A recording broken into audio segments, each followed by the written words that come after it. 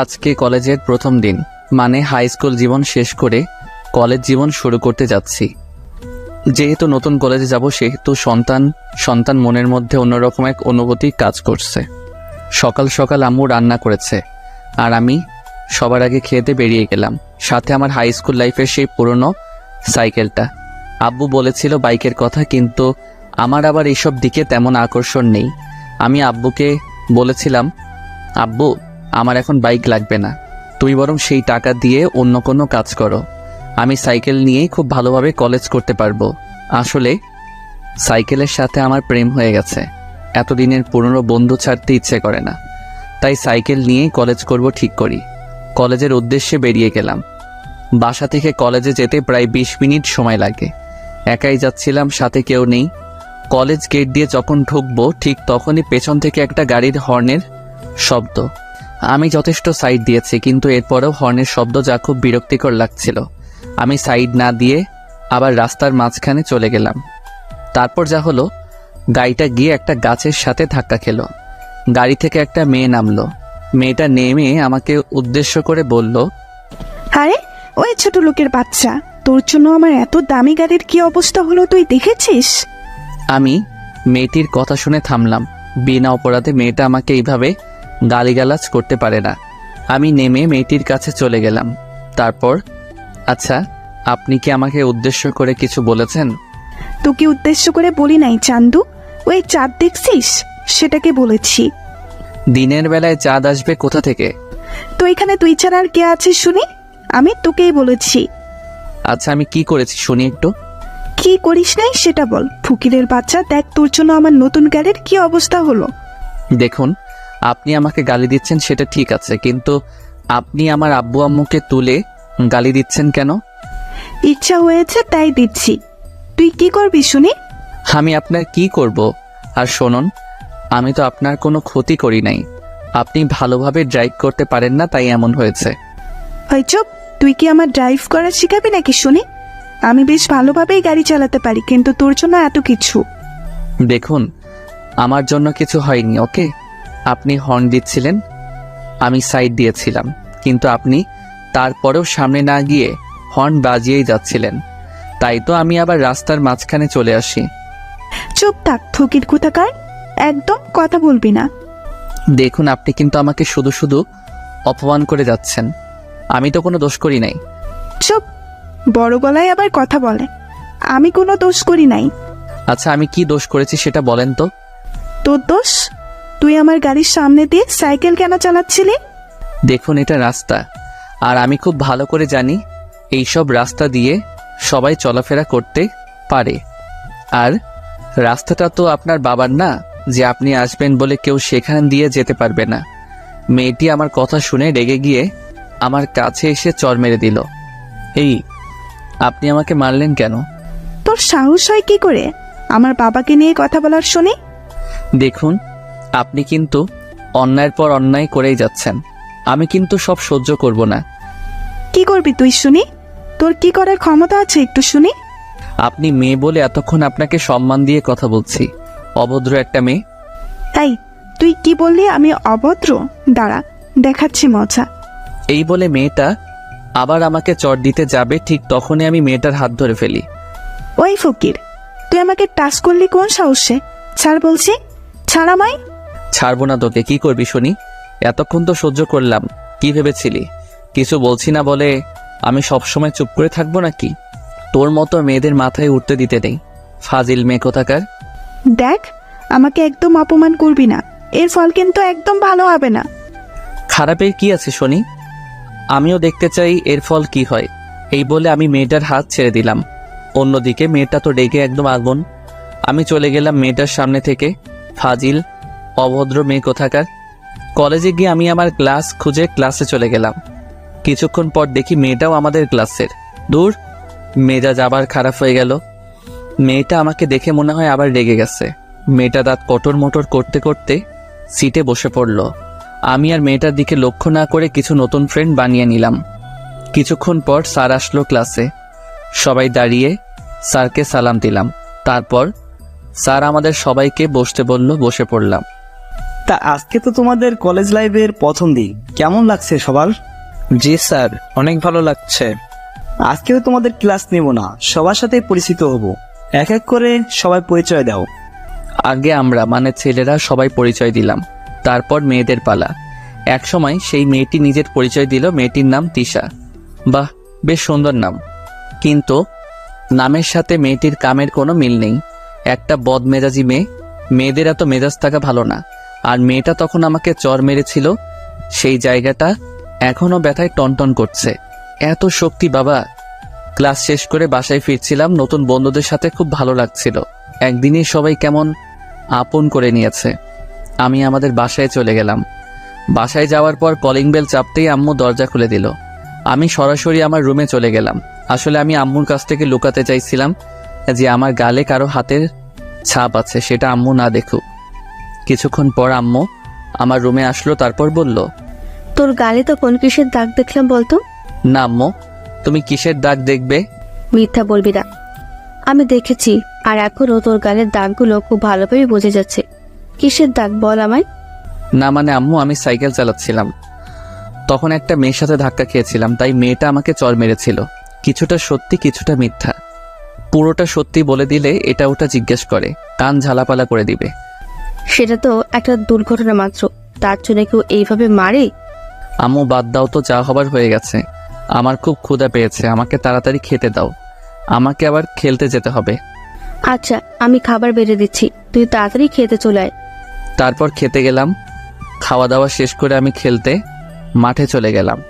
Cricket খেলছিলাম। মাঠের অপর প্রান্ত দিয়ে একটা মেয়ে হেঁটে যাচ্ছিল, বল করল, আর আমি ব্যাট সজোরে চালিয়ে দিলাম। ব্যাস, যা হবার তাই হলো। বল সোজা গিয়ে মেয়ের গায়ে লাগলো। মেয়ে তো রেগে একেবারে আগুন হয়ে গেছে। মেয়েটা বল হাতে নিয়ে দাঁড়িয়ে আছে। কেউ মেয়েটার কাছে যেতেই সাহস পাচ্ছে না। সবাই আমাকে জোর করে ধরে পাঠিয়ে দিল। যেহেতু বল আমি মেরেছি, আমি মেয়েটার কাছে যেতেই আরো অবাক। আরে, এই তো সকালে সেই মেয়েটা। আমি গেছি, এইবার আমি শেষ। তবু বুক ভরা সাহস নিয়ে আমি মেয়েটার কাছে গিয়ে বললাম, এই যে তিশা আপু, বলটা যদি দিতেন তাহলে খুব ভালো হতো। ওই, তুই আমাকে আপু বললি কেন? আমি কি তোর আপুর মতো নাকি? সরি, ভুল হয়ে গেছে খালাম্মা, এইবার দয়া করে বল দিন, আমাদের দেরি হয়ে যাচ্ছে। ইস রে, আগেরটাই ভালো ছিল। আর শোন, তুই বল পাবি না, যা ভাগ। প্লিজ বল দিন। বললাম না তুই বল পাবি না। তুইও ঘ্যানর ঘ্যানর করিস কেন? এমনভাবে বলবেন না, প্লিজ বল দিন। আচ্ছা দিব, তবে তোকে কানে ধরতে হবে। বল, তুই রাজি? আমি আর কোনো উপায় না পেয়ে কানে ধরলাম। তারপর তিশা বলল, এইবারের মতো অল্পতেই ছেড়ে দিলাম, যদি আবার আমার সাথে পাঙ্কা নিতে আসিস তাহলে তোর খবর আছে। এই বলে তিশা আমার দিকে বল ছুঁড়ে মেরে চলে গেল। আমি মনে মনে বললাম, সবার সামনে আমাকে অপমান করার শোধ আমি তুলে নিব।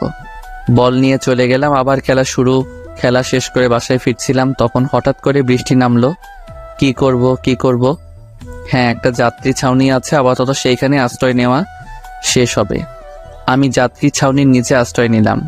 বৃষ্টি শেষ, আমি বাসায় ফিরছিলাম, তখন দেখি তিশা আসছে। মাথায় দুষ্টামি বুদ্ধি ভর করলো। তিশা আমাকে দেখে আমার কাছে দিয়ে আসছিল। আমি আমার পাটা একটু বাড়িয়ে দিলাম, তারপর ধপাস, হায় হায়, তিশা পড়ে গেছে।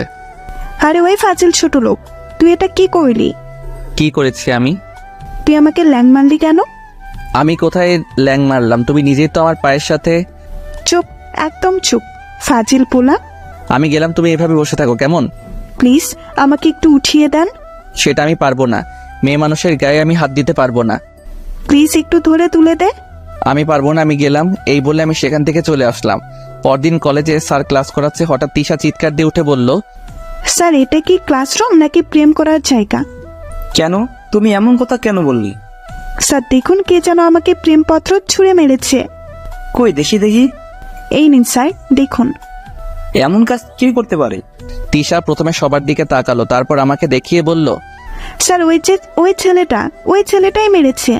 স্যার তখন আমাকে দাঁড় করালেন আর বললেন, এই, তুমি এই কাজ করেছো? স্যার আমি তো এইসবের কিছুই জানি না। স্যার ওই শয়তান ছেলে মিথ্যা কথা বলছে, ওই আমাকে প্রেমপত্র দিয়েছে। স্যার বিশ্বাস করুন, আমি দেই নাই। যে দিয়েছিল সেটা আমি জানি, কিন্তু বলছি না, ঝামেলা হতে পারে। আমি চাইছি ব্যাপারটা অল্পতেই মিটে যাক। তোমার কোনো কথা আমি শুনতে চাই না। এই প্রথম দেখে তোমাকে ছোটখাটো শাস্তি দেব। কি শাস্তি স্যার? কান ধরে দাঁড়িয়ে থাকো। কিন্তু স্যার, কি, এই শাস্তি ভালো লাগে নাই? তাহলে চলো তোমাকে নিয়ে প্রিন্সিপালের কাছে যাই। না স্যার, ঠিক আছে, আমি কানে ধরছি। আর কিছু করার নেই, যার জন্য কানে ধরলাম সে আমার দিকে হা করে তাকিয়েছিল। যাক, শত্রু তো বাড়ালাম না। যার জন্য কানে ধরলাম সে আমার বন্ধু হবেই। আমি কানে ধরেছি আর তিশা মিটিমিটি হাসছে, সেটা দেখে আমার গা জ্বলে যাচ্ছে। না পারছি কিছু বলতে, না পারছি কিছু সহ্য করতে, শুধু জ্বলছি। ক্লাস শেষে আমি বাইরে বের হয়ে ক্যাম্পাসে চলে গেলাম। একা বসেছিলাম, ক্লাসে সবার সামনে কানে ধরেছি, সবাই আমার দিকে চেয়ে হাসছে, সেটা আমার খুব খারাপ লাগছে। একা বসেছিলাম, তখন কোথা থেকে যেন তিশা এসে আমার গালে চড় বসিয়ে দিল। আমি তো হতবাক, সাথে ক্যাম্পাসের সবাইও। আমি গালে হাত দিয়ে বললাম, এই তুমি আমাকে মারলে কেন? বেশ করেছি, মেরেছি। তোর মতো ছোট লোক কি করে ভাবলো তুই আমাকে প্রেমপত্র দিবি আর আমি রাজি হয়ে যাব? আমি তোমাকে প্রেমপত্র দিতে যাব কোন দুঃখে শুনি? এখন আবার ন্যাকা সাজা হচ্ছে? তুই যে একটা বদ ছেলে সেটা আমার বোঝা হয়ে গেছে। দেখ, তোকে শেষবারের মতো বলে দিচ্ছি, তুই ওই সব ধান্দা মাথা থেকে বের করে দে। তোর মতো ফকিরকে আমি ভালোবাসি না, আর কোনোদিন ভালোবাসবো না। তোর মতো ছেলেদের করুণা করা যায়, কিন্তু ভালোবাসা যায় না। আমি তো তোমাকে ভালোবাসি না, তাহলে এত কথা আসছে কোথা থেকে শুনি? ভালোবাসিস না? না, তাহলে প্রেমপত্র দিলি কেন? আমি তোমাকে কোনো প্রেমপত্র দেই নাই। এখন আবার মিথ্যা বলা হচ্ছে, তাই না? তখন পেছন থেকে একটা ছেলে বলে, ও কোনো মিথ্যা কথা বলে নাই, ও সত্যি কোনো প্রেমপত্র দেয় নাই। আসলে আমি ওটা তানহার দিকে ছুঁড়ে মারছিলাম, কিন্তু বলে সেটা আপনার কাছে চলে যায়। তাহলে সেটা এতক্ষণ না বলে এখন বলছেন কেন? আমি বলার জন্য আপনাদের খুঁজতেছিলাম। এখন বিশ্বাস হলো তো আমি তোমাকে কোনো প্রেমপত্র দেই নাই? হুম। আর কিছু না বলে তিশা সেখান থেকে চলে গেল, আর ছেলেটি আমার কাছে এসে বলল, আমি সরি, আমার জন্য তোমাকে এত কিছু সহ্য করতে হলো। না, এর জন্য সরি বলার কি আছে? আচ্ছা, আমরা কি ফ্রেন্ড হতে পারি? শুধু ফ্রেন্ড না, বেস্ট ফ্রেন্ড। হ্যাঁ, হতেই পারি। তোমার নাম কি? আমার নাম ফারাবি, তোমার নাম তো সোহেল। হ্যাঁ। আচ্ছা, ফ্রেন্ডশিপে তুই করা বলাটা বেশি ভালো, তাই না? হ্যাঁ, সেটাই। এইভাবেই কলেজে একজন বেস্ট ফ্রেন্ড পেয়ে গেলাম। এরপর থেকে অনেক বন্ধু হতে লাগলো। ফারাবি আর আমি এখন একদম কাছের, বলতে গেলে দুই ভাইয়ের মতো। একদিন দেখি ফারাবি মন খারাপ করে বসে আছে। কিরে মামা, মন খারাপ কেন? আর বলিস না, আমি তানহাকে এত ভালোবাসি, কিন্তু আমি সেটা এখনো তানহাকে বলতেই পারলাম না। তুই তো একটা গাধা, তাই বলতে পারিস নাই। আচ্ছা, কাল কলেজে চল, আমি সব ম্যানেজ করে দিব। কিভাবে কি করবি দোস্ত? সেটা কালকে দেখতে পারবি। পরদিন কলেজে ফারাবি আর আমি অনেক আগেই কলেজে চলে এসেছি। দেখি তানহা আর ওর বান্ধবীগুলো আসছে। আমি তানহার সামনে গিয়ে বললাম, তানহা, তোমার সাথে আমার কিছু কথা ছিল। জি বলো, কি কথা? দেখো, বেশি ঘুরিয়ে পেঁচিয়ে বলতে পারবো না, আমার বন্ধু ফারাবি তোমাকে ভালোবাসে। আপনার বন্ধু ফারাবি আমাকে ভালোবাসে, সেটা আপনার বন্ধুর ব্যাপার, কিন্তু আমি অন্য এক ফারাবিকে ভালোবাসি, ক্লাস 10 থেকে। কিন্তু আমার বন্ধু তো তোমাকে অনেক ভালোবাসে। প্লিজ ফারাবিকে ফিরিয়ে দিও না। সরি, আমার পক্ষে সম্ভব নয়। আমি মন খারাপ করে ফারাবির কাছে চলে গেলাম। তারপর, দোস্ত, তুই তানহাকে ভুলে যা। কেন?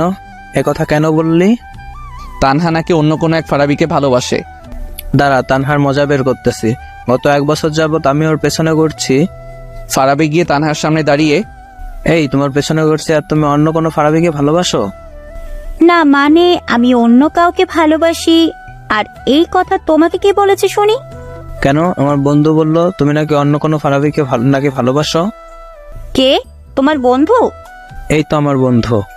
আরে, আমি কি জানতাম নাকি এনি তোমার বন্ধু? আমি তো ভাবছি এনি যার কথা বলছে আর আমি যাকে ভালোবাসি দুজন আলাদা মানুষ। তার মানে তুমিও আমাকে? হ্যাঁ। তাহলে তুমি যে বলেছো 1 বছর ধরে ভালোবাসো? হ্যাঁ, বাসি তো। আমি তোমাকে গত 1 বছর ধরে ভালোবাসি, অনেক ভালোবাসি তোমাকে। তাহলে এতদিন বললে না কেন? কেন? আমি কেন বলবো? তুমি বললে না কেন? আচ্ছা, তোরা দুজন কথা বল, আমরা না হয় অন্য জায়গায় গিয়ে বসি, কেমন? তারপর আমি আর তানহার বান্ধবীরা অন্য জায়গায় এসে বসে পড়লাম, তাদের সাথে কথা বলতে লাগলাম। তখন কোথা থেকে যেন তিশা এসে বলল, কি ব্যাপার, সেদিন আমাকে লাভ লেটার দিয়ে কাজ হয়নি বলে আজ আবার নতুন কারো খোঁজ করছিস নাকি? দেখো, তুমি যখন তখন এসে এইভাবে আবল তাবল কোনো কথা বলবে না। এরা সবাই আমার ফ্রেন্ড। ফ্রেন্ড না ছাই, তোকে আমি খুব ভালোভাবেই চিনে গেছি। তখন তানহার এক বান্ধবী নাম অধরা সে বলে উঠল, দেখুন, সে যদি আমাদের কারোর সাথে প্রেম করে তাতে আপনার সমস্যা কোথায় শুনি? আপনি তো আর তার গার্লফ্রেন্ড না যে আপনার প্রবলেম হবে। কি রে, তুই ওর হয়ে এত কথা বলছিস? তুই কে শুনি? ওকে ভালোবাসিস নাকি? যদি ভালোবাসি তাতে আপনার কোনো সমস্যা আছে নাকি শুনি? আমার কেন সমস্যা হতে যাবে? তাহলে এখানে এত কথা না বলে এখান থেকে জানতো। কেন, আমি কি তোদের প্রেমে সমস্যা করছি নাকি? দেখুন, আমরা এখানে প্রেম করছি না, আমরা জাস্ট ফ্রেন্ড। আর আপনি চাইলে আমাদের সাথে যোগ দিতে পারেন। আমার বয়েই গেছে তোদের মতো মানুষদের সাথে আড্ডা দিব। থাক তোরা। তিশা চলে গেল। এই মেয়ের মতিগতি কিছুই বুঝি না, যখন তখন অপমান করে। আমি এই মেয়ের কি এমন ক্ষতি করেছিলাম যে যখন তখন অপমান করে? ভালো লাগে না। এই, আপনার কি মন খারাপ? না, মন খারাপ কেন থাকবে? আরে ওই মেয়ের কথাই কিছু মনে করবেন না। যে যেমন সে তেমনই ভাববে। সে নিজে হয়তো অন্য কারোর সাথে প্রেম করে, তাই আপনাকে আমাদের সাথে বসে থাকতে দেখে বলছে আপনি প্রেম করছেন। আচ্ছা, ফারাবিকে কিভাবে চিনলেন? ওই যে সেই দিনের কথা মনে আছে, যেদিন ক্লাসে আমি কান ধরে দাঁড়িয়েছিলাম? হ্যাঁ আছে। জানেন, আপনাকে অনেক কিউট লাগছিল সেদিন। এত হাসার কি হলো? না মানে আপনাকে পিচ্চি একটা ছেলের মতো মনে হচ্ছিল। ওই, আপনি কি রাগ করলেন নাকি? না, রাগ কেন করব? আচ্ছা তাহলে এবার বলুন, ফারাবিকে আপনি কিভাবে চিনলেন? মানে আপনাদের পরিচয় হলো কিভাবে? সেদিন ফারাবি আপনার বান্ধবীকে চিঠি ছুঁড়ে মেরেছিল নিচ থেকে, সেটা তিশার কাছে চলে যায়। আর তারপরের ঘটনা আপনি জানেন। আর ফারাবি যখন তিশাকে চিঠি ছুঁড়ে মেরেছিল সেটা আমি দেখছিলাম, কিন্তু তারপরেও আমি সেটা বলি নাই। তারপরে থেকেই আমাদের ফ্রেন্ডশিপ হয়ে যায়। আপনি সব জেনেও কিছু বলেন নাই? পিচ্ছি। আচ্ছা, আমরা তো সেম ইয়ারেই পড়ি, তুমি করে বলবো আমরা। আপনি বলাটা আমার একদম ভালো লাগছে না। আচ্ছা, আপনার যা ইচ্ছা বলুন। শুধু আমি কেন বলবো, আপনাকেও বলতে হবে।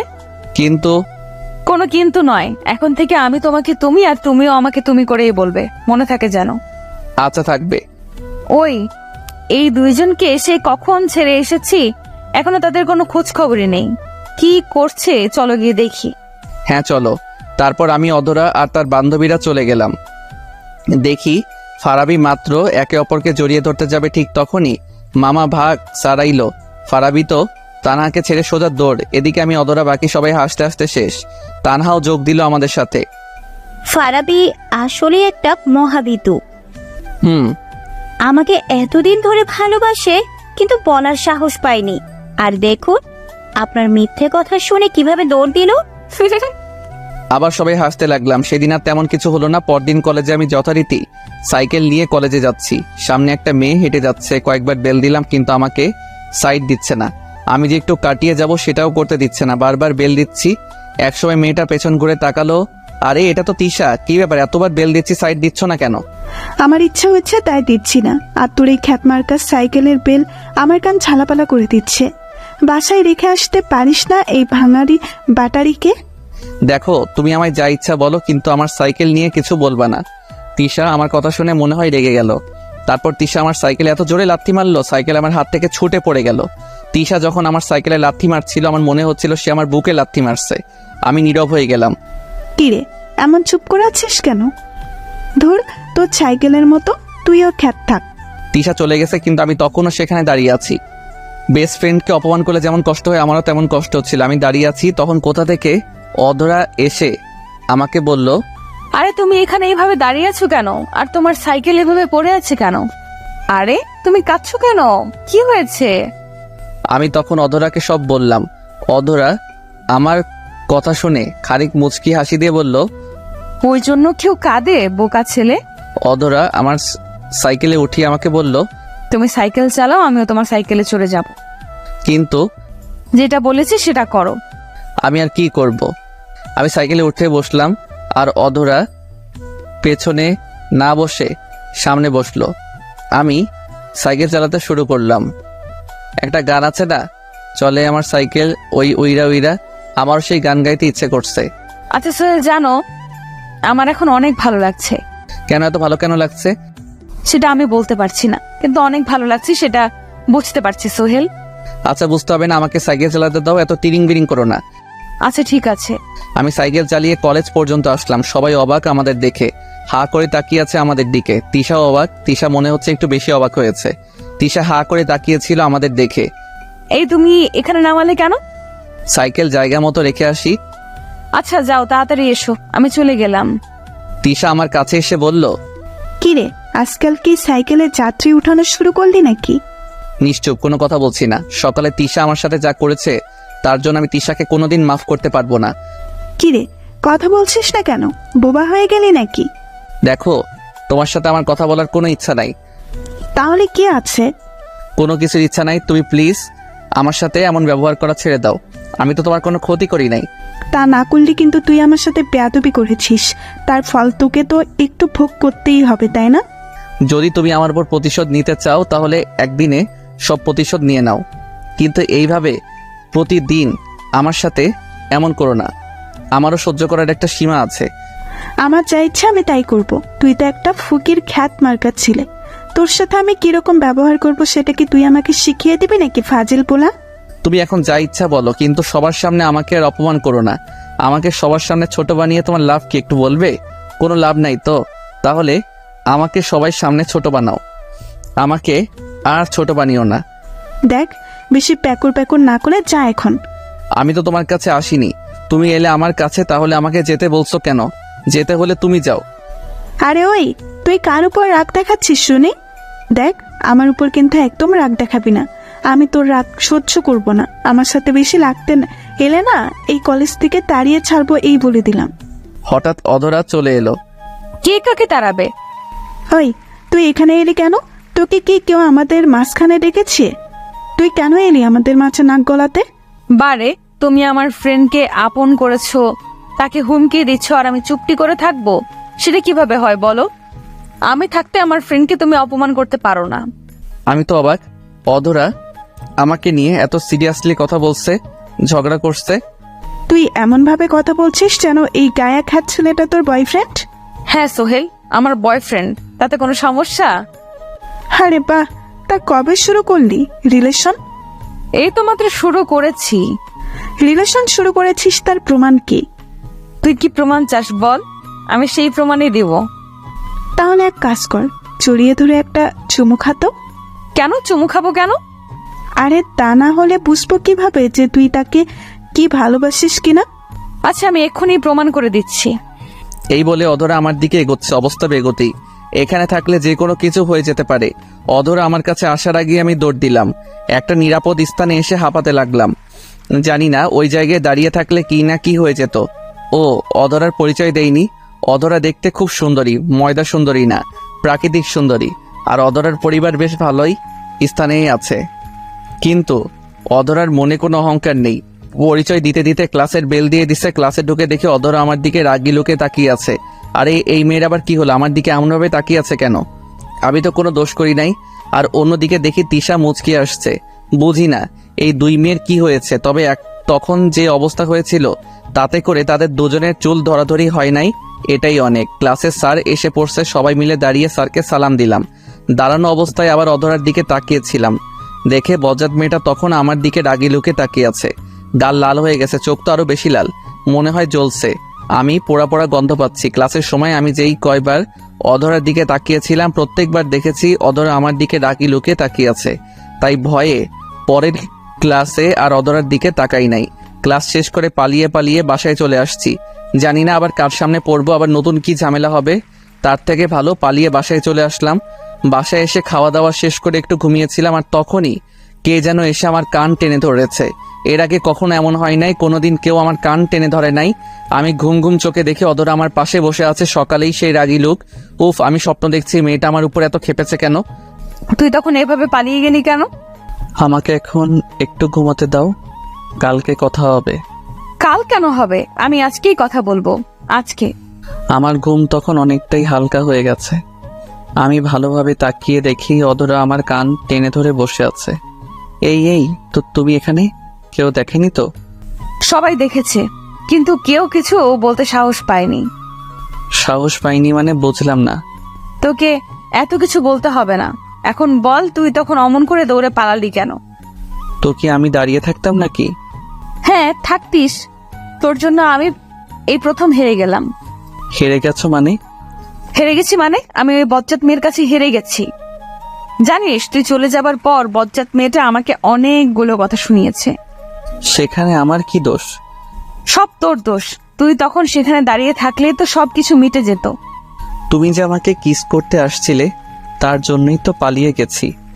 একটা কিস খেলে কি এমন ক্ষতি হতো শুনি? বাড়ি আমার লজ্জা লাগে না বুঝি? পাইছে রে আমার লজ্জাবতী। আচ্ছা, সব কথা পরে, আগে বলো তো তুমি আমাদের বাসায় কিভাবে আসলে? আবার আব্বু আম্মু তোমাকে কিছু বললো না? আমি ফারাবির কাছ থেকে তোমার বাসার ঠিকানা নিলাম, তারপর তোমার বাসায় আসলাম। আর আব্বু আম্মু তাদের তো মাত্র একটা কথা বলেই পটিয়ে ফেলেছি। কি এমন কথা বলছো? বলতে লজ্জা করছে। লজ্জা করে? কিন্তু কেন? না মানে আমি বলেছি আমি তাদের ছোট ছেলের হবু বউ, দুষ্টুমির হাসি দিয়ে। কি তুমি এই কথা বলেছো? এত চিৎকার করার কি আছে? এই, তুমি কি আমাকে মারতে চাচ্ছ নাকি? আব্বু আম্মু তোমাকে কিছু বলে নাই? কি বলবে, শুধু বলেছে আগে ভালো মতো পরীক্ষায় পাশ করব, তারপর যা হবার হবে।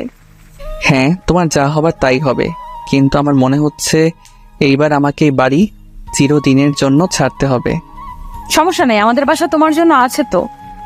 চুপ করো। তোমাকে কে বলতে বলেছিল ওইসব মিথ্যা কথা? কেউ না। কে বলতে বলবে? আমার ইচ্ছে হয়েছে তাই বলেছি। আর আমার শ্বশুর শাশুড়ি মনে হয় আমাকে পছন্দ করেছে, তাই তো বেশি কিছু বলে নাই। ওই ভাই, কেউ এই বজ্জাত মেয়েকে একটু বোঝান তো, না হলে আমাকে একটা বিমান দেন, আমি উগান্ডা চলে যাব। এই মেয়ে বলে কি প্রথমেই শ্বশুর শাশুড়ি বানিয়ে ফেললো? মাথায় মনে হয় বড় ধরনের প্রবলেম আছে। এই তুমি কি ভাবছো? না, তেমন কিছু না। আব্বু আম্মু কি সত্যি বাসায় আছে নাকি আজ খালি বাসা? না, ওনারা তো নিচেই বসে আছে। আমি যখন এলাম তখন তারা নিচেই বসেছিল। এখন কোথায় গেছে আমি কি করে বলবো? আমি তাড়াতাড়ি করে নিচে এলাম, দেখি আব্বু আম্মু নিচেই বসে আছে। এই রে, আমি এবার শেষ, আমি এইবার মরবো। আব্বু আমাকে দেখে ডাক দিল। আমি ভয়ে ভয়ে আব্বুর কাছে গেলাম। কিরে, এসব কি শুনছি? কতদিন ধরে চলছে এসব? আব্বু, আমি এসবের কিচ্ছু জানি না। হয়েছে, এখন আর মিথ্যা বলার কোনো দরকার নেই। শোন, মন দিয়ে পড়ালেখা কর। আর প্রেম করছিস ভালো কথা, আমাদের কাছে লোকালি কেন? আরে আব্বু, দেখি রাগ না করে আমার সাথে ভালোভাবেই কথা বলছে, কিন্তু আব্বু সত্যিটা না জেনে মিথ্যাটা সত্যি ধরে নিল। দূর, ভালো লাগে না। আচ্ছা, মেয়েটা সেই কখন আমাদের বাসায় এসেছে, ওকে কিছু খেতে দাও। না, আমি এখন কিছু খাবো না, আমাকে বাসায় যেতে হবে। আরো কিছুক্ষণ থেকে গেলে ভালো লাগতো। না আম্মু, অন্য একদিন। কি বজ্জাত মেয়ে, এখনই আমার আম্মুকে আম্মু বলে ডাকতে শুরু করেছে। আচ্ছা সোহেল, ও যখন চলে যেতে চাইছে তাহলে এক কাজ কর, তুই গিয়ে অধরাকে একটু এগিয়ে দিয়ে আয়। আমি আব্বুর কথায় রাজি হয়ে গেলাম, কারণ আমাকে জানতে হবে অধরা আমার বাসায় মিথ্যা কথা কেন বলল। আমি আর অধরা বাসার বাইরে চলে এসেছি। এই, তুমি আমার বাসায় মিথ্যা কথা বললে কেন? আমি চাইছিলাম আমি মিথ্যা বলে তোমাকে একটু বকুনি খাওয়াবো, কিন্তু পরে সব সত্যি বলে দিব। কিন্তু আব্বু আম্মু তো আমাকে তাদের ছেলের বউ বানাতে রাজিই আছে, তাই আর সত্যি বললাম না। হ্যাঁ, খুব ভালো করেছো, আমাকে উদ্ধার করেছো সত্যি না বলে। অধরার সাথে ঝগড়া করতে করতে অধরাকে তাদের বাসায় পৌঁছে দিয়ে আসলাম। বাসায় আসার পর আম্মু আবার কান টেনে ধরলো আর বলল, আমাদের না জানিয়ে বউ খোঁজা হয়ে গেল। দেখো আম্মু, ওই বজ্জাত মেয়েটা মিথ্যা বলছে। মিথ্যা না, সত্যি সেটা আমি জানি না, আর জানতে চাইও না। ছেলের বউ হিসাবে মেয়েটাকে আমার ভালোই লাগলো। ধুর আম্মু, তুমিও না। আমি চলে গেলাম। এইভাবে যেতে লাগলো দিনগুলো। তিশা আমাকে অপমান করে আর অধরা আগলে রাখে। এর কিছুদিন পর অধরা আবার আমাদের বাসায় আসলো। এসে আব্বু আম্মুকে বলল তার সাথে নাকি তার কোনো এক ফ্রেন্ডের বাসায় যেতে হবে, কিসের নাকি পার্টি আছে। আমি যেতে না চাইলেও আব্বু আম্মু আমাকে জোর করে পাঠিয়ে দিল। আমি গাড়িতে উঠে অধরাকে জিজ্ঞেস করলাম, আচ্ছা আমাকে সাথে না নিলেও তো পারতে। হ্যাঁ পারতাম, কিন্তু যে পার্টিতে যাচ্ছি সেখানে সবাই কম বেশি মিঙ্গেল, তাই ভাবলাম আমি একা সিঙ্গেল থাকি যদি, তাই তোমাকে নিয়ে যাচ্ছি। এই মেয়ে আসলে একটা বড় পাগল। পার্টিতে গিয়ে আমি আর অধরা পাশাপাশি হাঁটছি।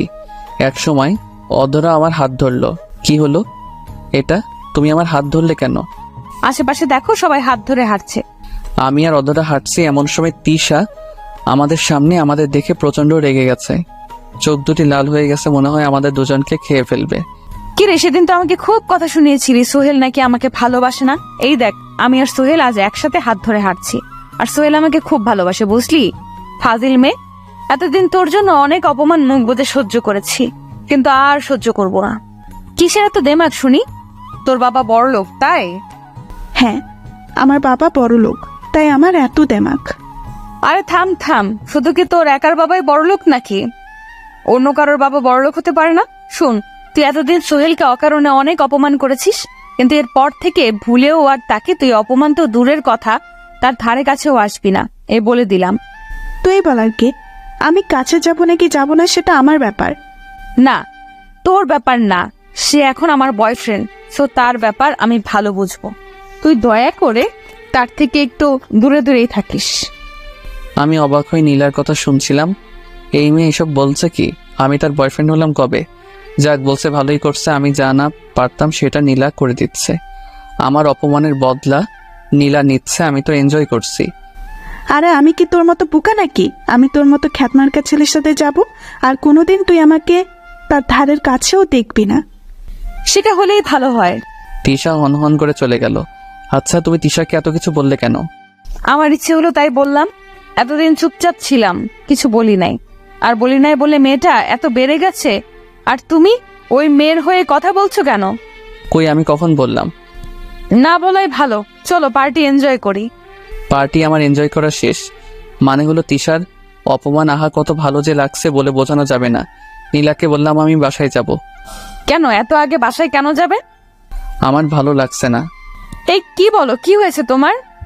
তেমন কিছু না, মাথা ব্যথা করছে। নীলা আর কিছু বলল না, গাড়িতে গিয়ে বসলো। সাথে আমিও। আমাকে বাসায় নামিয়ে দিয়ে নীলা চলে গেল। এরপর দিনগুলো খুব ভালো কাটতে লাগলো। আর সেদিনের পর থেকে তিশা আর আমাকে কোনো অপমান করে নাই, আমার সামনেও আসে নাই। আমি আর নীলা খুব ভালো বন্ধু। হ্যাঁ, আমাদের ব্যাচের প্রায় সবাই প্রেম করে, শুধু আমি আর নীলা ছাড়া। কিন্তু অনেকেই এটা ভাবে আমার আর নীলার মাঝে রিলেশন আছে, যদিও এই কথা সত্যি না। কিন্তু লোকে ভাবলে আমাদের আর কি করার আছে? তার থেকে ভালো যে যেমন ভেবে খুশি তাকে তেমন ভাবতে দেওয়া উচিত। দেখতে দেখতে ইন্টার দ্বিতীয় বর্ষে পা রাখলাম। নীলা আর আমার মাঝে আগের থেকে বেশি ঘনিষ্ঠতা হয়েছে বলতে গেলে। একে অপরের জন্য পাগল, কেউ কাউকে ছাড়া থাকতে পারি না।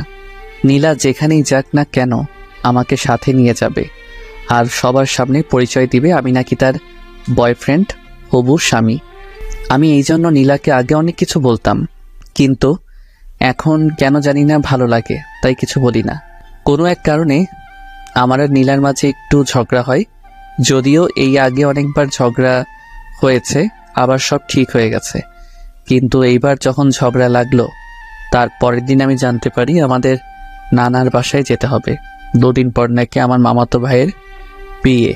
মামাতো ভাই বিয়ের জন্য পাগল হয়ে গেছে। যদি বিয়ে দেওয়া না হয় তবে নাকি বউ বাসায় নিয়ে আসবে। মামা মামি মান সম্মানের ভয় বিয়ে দিতে রাজি হয়ে গেল।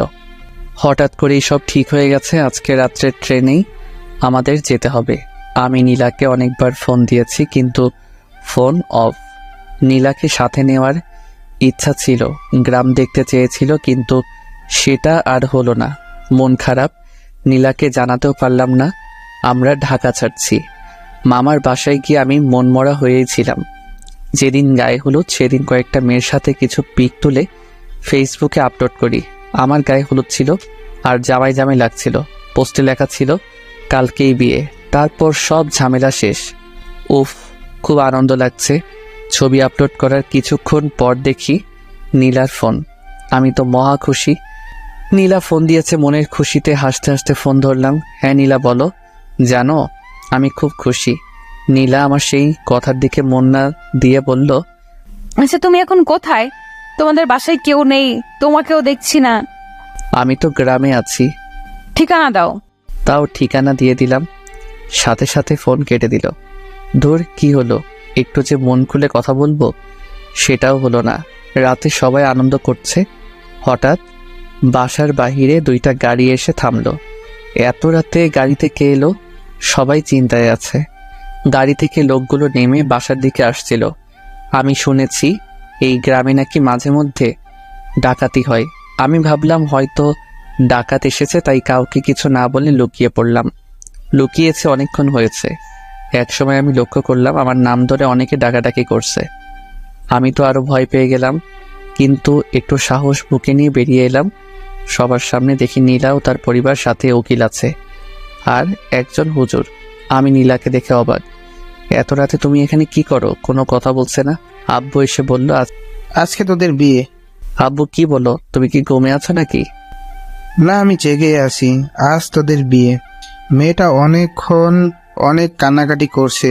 আমরা চেয়েছিলাম তোদের বিয়ের পরীক্ষার পর দেব, কিন্তু না, তোদের বিয়ে আজকেই হবে। কিন্তু আব্বু। চুপ হারামজাদা, যখন প্রেম করছিলি তখন মনে ছিল না? এখন বিয়ে করতে সমস্যা কিসে শুনি? আমি না কিছু বলতে পারছি না, শুধু এটা ভাবছি এইসব আমার সাথে কি হচ্ছে। ভাবতে ভাবতে মনে হয় বিয়ে হয়ে গেছিল। আমাদের দুজনকে এক রুমে পাঠানো হলো। কি হয়েছে সেটা আমি তখনও বিশ্বাস করতে পারছি না। রুমের মধ্যে আমি আর নীলা। এই শোনো, কি হলো এইসব? বিয়ে হয়ে এখন বাসর হবে। তুমি আমাকে বিয়ে করলে কেন? ভালোবাসি তাই। ভালোবাসো? কই আগে তো কোনোদিন বলো নাই। মেয়েরা কখনো আগে বলে গাধা? আমি তো তোমাকে অনেক আগে থেকেই ভালোবাসি। ভালোবাসতে ভালো কথা, এই বয়সে বিয়ে? কি করব বলো? আমি যখন দেখলাম তুমি ফেসবুকে ছবি আপলোড করেছো, আমি তো ভেবেছিলাম তোমার বিয়ে। তাই তো অনেক কান্নাকাটি করলাম। আব্বু আম্মুকে বললাম তোমার সাথে বিয়ে না দিলে আমি নিজেকে শেষ করে ফেলবো। তাই তারা ভয়ে। আমি তো এখনো পিচ্ছু। সমস্যা নাই, আজকে বড় করে দিব আমার পিচ্চি বরকে। মানে কিভাবে? এত কিছু জানি না, চলো বাসর করব। এতদিন পর তোমাকে কাছে পেলাম, এবার আসো বাসর করব। এই আপনারা এখন একটু জানতো, সকালে দেখা হবে, বাসর করব। আমিও আগে থেকে নীলাকে ভালোবাসতাম, কিন্তু বলি নাই।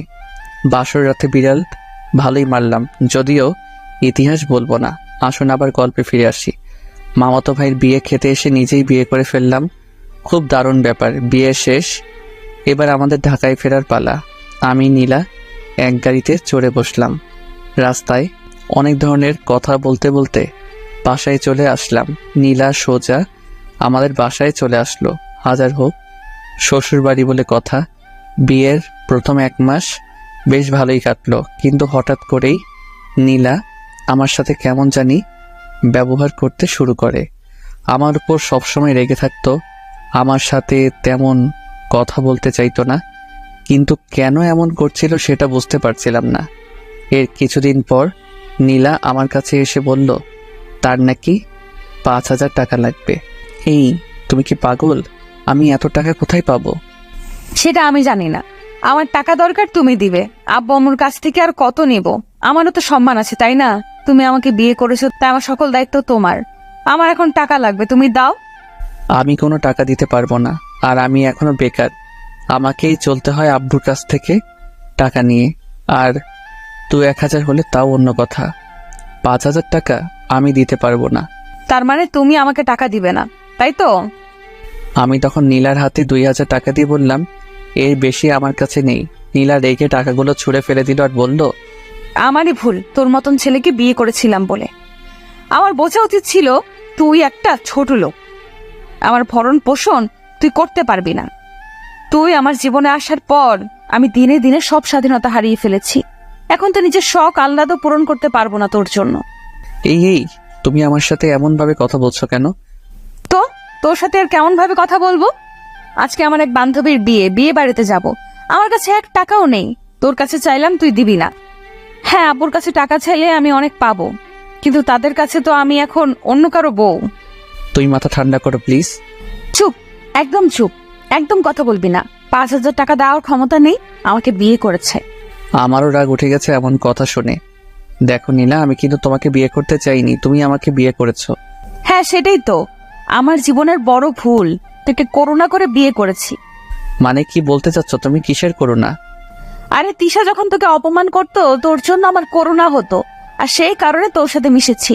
কেন যে সেদিন পাগলের মতো তোকে বিয়ে করতে গেছিলাম। দেখো, বারবার বিয়ে করতে গেছিলাম বলে চিল্লাইও না। কি আমি চিল্লাচ্ছি? ছোট লোক, তোর সাথে কথা না বলাই ভালো। 2 পয়সা রোজগার করার ক্ষমতা নেই, আবার বড় বড় কথা। আমি আর কিছু বলছি না। কি হলো নীলার? নীলা তো এমন ছিল না, আমার সাথেই প্রথম এত খারাপ ব্যবহার করলো। শুধু কি টাকার জন্য, নাকি অন্য কোনো ব্যাপার আছে? খুব কষ্ট হচ্ছে এইসব কথা ভাবার সময়। আমাকে চুপ থাকতে দেখে নীলা রাগে গজগজ করতে করতে চলে গেল। আগে থেকে রেডি হয়েছিল, আগে কোথাও গেলে আমাকে নিয়ে যেত, কিন্তু ইদানিং আমাকে বলার প্রয়োজন মনে করে না। নীলা চলে যাওয়ার পর আমি ভাবছি কি থেকে কি হয়ে গেল কিছুই বুঝতে পারছি না। এসব কথা ভাবতে ভাবতে কখন যে চোখে জল চলে এসেছে সেটা আমি নিজেও জানি না। নীলা তো ঠিকই বলেছে, আমি কোনো কাজকর্ম করি না। নীলাকে বিয়ে করে ওর জীবন তো সত্যি নষ্ট করে দিয়েছি। আসলে বড়লোকদের মনে কি চলে তা কেউ জানেও না, বুঝতেও পারে না। নীলার ক্ষেত্রেও তাই হলো, কিন্তু বিয়ে যখন হয়েই গেছে একটু মানিয়ে নিলেই তো হতো। নীলা বাসা থেকে গেছে অনেকক্ষণ হয়ে গেছে, কিন্তু এখনো নীলা বাসায় আসছে না। অনেক রাত হয়ে গেছে, ফোন দিচ্ছি কিন্তু ফোন বারবার বন্ধ বলছে। খুব চিন্তা হচ্ছে নীলার জন্য, নানা রকম চিন্তা ভাবনা করছি। এরই মাঝে বাসার কলিং বেলের শব্দ। আমি রুম থেকে দৌড়ে বের হলাম কে এসেছে সেটা দেখার জন্য। নীলা এসেছে। নীলাকে দেখে মনে শান্তির পর্ব ফিরে আসলো। আম্মুর সাথে কি যেন কথা বলল, তারপর উপরে উঠে আসতে লাগলো। আমাকে দেখলো কিন্তু আমার সাথে একটাও কথা বলল না। অনেক অবাক হলাম। কিছু না বলে নীলার পেছনে পেছনে রুমে চলে গেলাম। রুমে গিয়ে, এতক্ষণ কোথায় ছিলে? বন্ধুর বিয়ে ছিল। ফোন বন্ধ কেন? ও চার্জ নেই মনে হয়। আমার তো চিন্তা হয় নাকি, সেই সকালে বের হয়েছ আর সারাদিন ফোন ছিল বন্ধ। একবারও অন্য কারো নাম্বার দিয়ে তো জানাতে পারতে। আগে তো সারাদিন ফোন দিয়ে সব বলতে, কিন্তু এখন এমন করছো কেন? আগে করেছি, যে এখন করতে হবে সেটার কি বাধ্যতামূলক নাকি? তুমি আমার সাথে এমনভাবে কথা বলছো কেন? কেমন ভাবে কথা বলছি? রেগে কথা বলছো কেন আমার সাথে? বারে, রাগ করার মতো কথা বললে রাগ করবো না? আমি এমন কিছু বলি নাই যে তুমি রাগ করবে। তোমার জন্য চিন্তা হচ্ছিল তাই জিজ্ঞেস করছি। আমার না এইসব ভালো লাগে না। আরে বিয়ে হয়ে গেছে বলি কি আমার কোনো স্বাধীনতা থাকবে না নাকি? আমার সব কাজে কি তোর নাক গলাতে হবে? আচ্ছা যাও, তুমি ফ্রেশ হয়ে আসো, পরে কথা হবে। নীলার সাথে ঝগড়া করার কোনো ইচ্ছা আমার নেই, তাই নীলাকে ফ্রেশ হতে পাঠিয়ে দিলাম। ফ্রেশ হয়ে বের হলো নীলা। চলো খেতে চলো। আমি বিয়ে বাড়ি থেকে খেয়ে এসেছি। একবারও জিজ্ঞেস করলো না আমি খেয়েছি কিনা। সারাদিন নীলার চিন্তায় কিছু মুখে তোলা হয়নি। আম্মু অনেকবার বলেছিল খেতে, কিন্তু খেতে ইচ্ছাই করে নাই নীলার চিন্তায়। আর যখন বাসায় আসলো, কই একসাথে খাবো তা না। আমার খুব ঘুম পাচ্ছে, আমি ঘুমাবো। হ্যাঁ চলো, আমিও ঘুমাবো। বিছানায় গিয়ে শুইলাম, কিন্তু এ কি, নীলা মাঝখানে কোলবালিশ রাখছে কেন? এই তুই মাঝখানে কোলবালিশ রাখছো কেন? আজ থেকে আমাদের মাঝে এটা থাকবে। কেন এটা থাকবে কেন? যাতে করে তুমি আমাকে টাচ করতে না পারো। যে স্বামী তার স্ত্রীকে হাত খরচের টাকা দেয় না, সেই স্বামীর অধিকার নেই টাচ করার। নীলার কথা শুনে অনেক বড়সড় একটা ধাক্কা খেলাম। মেয়ে বলে কি, যে মেয়ে আমাকে জড়িয়ে ধরা ছাড়া ঘুমাতে পারতো না, সেই মেয়েটা কি? না, আর ভাবতে পারছি না। এসব ভাবলেই কান্না আসছে, কিন্তু কান্না করতেও তো পারবো না। ছেলেদের দেখি কান্না করতে নেই। নীলা মাঝখানে বালিশ রেখে অন্য পাশে ঘুরে রইল। আমিও আর কিছু বললাম না। অনেক চেষ্টা করেছি, কিন্তু কিছুতেই ঘুম আসছে না। আসলে নীলা জড়িয়ে না ধরলে ঘুম আসে না। কেমন জানি একটা বদভ্যাস হয়ে গেছে অল্প কয়েকদিনে। অনেক রাত হয়ে গেছে, ঘুম আসছে না। এতক্ষণে নীলা নিশ্চয়ই ঘুমিয়ে পড়েছে, তাই আমি কোলবালিশ সরিয়ে নীলাকে জড়িয়ে ধরলাম। এই তো এখন ঘুম আসছে, প্রায় ঘুম চলে এসেছে। তখন নীলা ঠাস করে একটা চড় আমার গালে বসিয়ে দিল। উফ, কি ব্যথা! ওই তোরে বলেছিলাম তুই আমাকে টাচ করবি না, কিন্তু তোর সাহস হলোটা কি করে আমাকে টাচ করার? কি করব, আমার তো ঘুম আসে না তোমাকে জড়িয়ে না ধরলে। ঘুম না আসলে না আসুক, তবু তুই আমাকে জড়িয়ে ধরবি না। প্লিজ আমার সাথে এমন করো না, আমার রাতের ঘুম কেড়ে নিও না। ওই তুই তোর কথা বন্ধ কর আর চুপচাপ ঘুমিয়ে পড়। আর খবরদার, আবার যদি বালিশ সরিয়ে আমাকে জড়িয়ে ধরেছিস তবে কিন্তু খারাপ কিছু হবে, বলে দিলাম। কি আর করবো, সে সকাল থেকে আমাকে অপমান করে যাচ্ছে, এখন আর সহ্য করা যাচ্ছে না। তাই আমিও অন্য পাশে ঘুরে ঘুমানোর মিথ্যা চেষ্টা করছি, আর নিজের অজান্তে অনেক কান্না করেছিলাম। নির্ঘুম সারা রাত কাটালাম। নীলা আগে প্রতিদিন সকালে উঠে আমাকে ডেকে দিত, কিন্তু আজকে দিল না। আমি অনেকক্ষণ শুয়েছিলাম, কিন্তু নীলা একবার আমাকে ডাক দিল না। আমি নিজেই উঠে বসলাম। নীলা ফ্রেশ হয়ে বের হলো। নীলা আমাকে দেখে জিজ্ঞাসা করলো, কি ব্যাপার, তোমার চোখ এত লাল কেন? সারা রাত না ঘুমানোর জন্য হয়তো লাল হয়ে গেছে। নীলাকে সেটা না বলে বললাম, চোখ কি যেন গেছিল। ও যাও ফ্রেশ হয়ে নাও, কলেজ যাবে না? হ্যাঁ যাব। তারপর আমি ফ্রেশ হতে চলে গেলাম। ফ্রেশ হয়ে বের হয়ে দেখি নীলা প্রায় রেডি হয়ে গেছে। আমিও রেডি হতে লাগলাম। কি ব্যাপার, আর কতক্ষণ লাগবে? এই তো হয়ে গেছে। তুমি তাহলে পরে এসো, আমি গেলাম। আমার তো প্রায় হয়ে গেছে। আমার তাড়া আছে, আমাকে এক্ষুনি যেতে হবে। নীলা চলে গেল। আবারও খুব অবাক হলাম যে নীলা কিনা আমাকে রেখে একা কলেজে যেতেই চাইতো না, সেই নীলা আজকে আমাকে রেখেই চলে গেল। আমি আর সেদিন কলেজে গেলাম না, বাসায় ছিলাম। নীলা কলেজ থেকে ফিরে এসেছে। কি ব্যাপার, আজ কলেজে গেলে না যে? এমনি, আর কিছু বলল না, আমিও বললাম না। একটা কথা বলা হয়নি, আমাদের বিয়ে হয়েছে সেটা অনেক কম লোক জানে, কলেজে কেউ জানে না।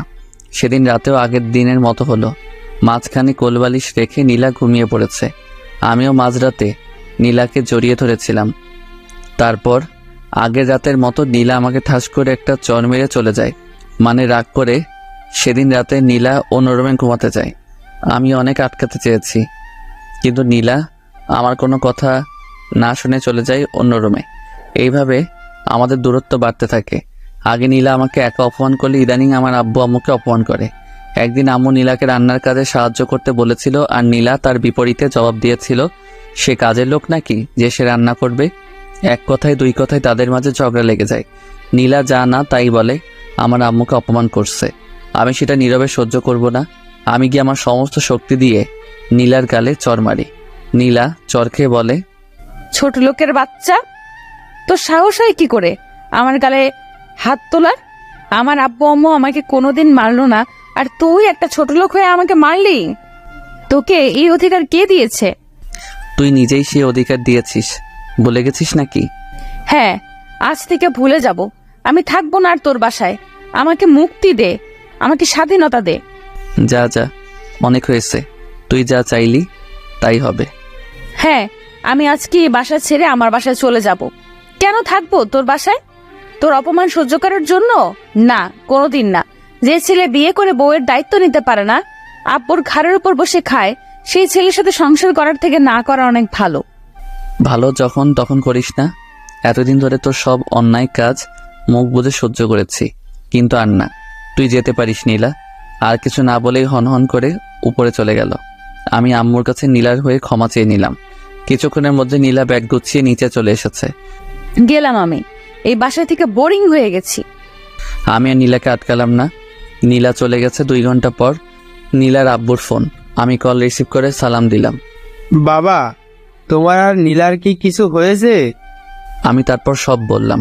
নীলার আব্বু বলল, আচ্ছা বাবা, তুমি চিন্তা করো না, সব ঠিক হয়ে যাবে। মেয়ে আমার একটু জেদি। কল কেটে দিল। আমি সেদিন রাতে আরো বেশি করে মিস করছিলাম নীলাকে।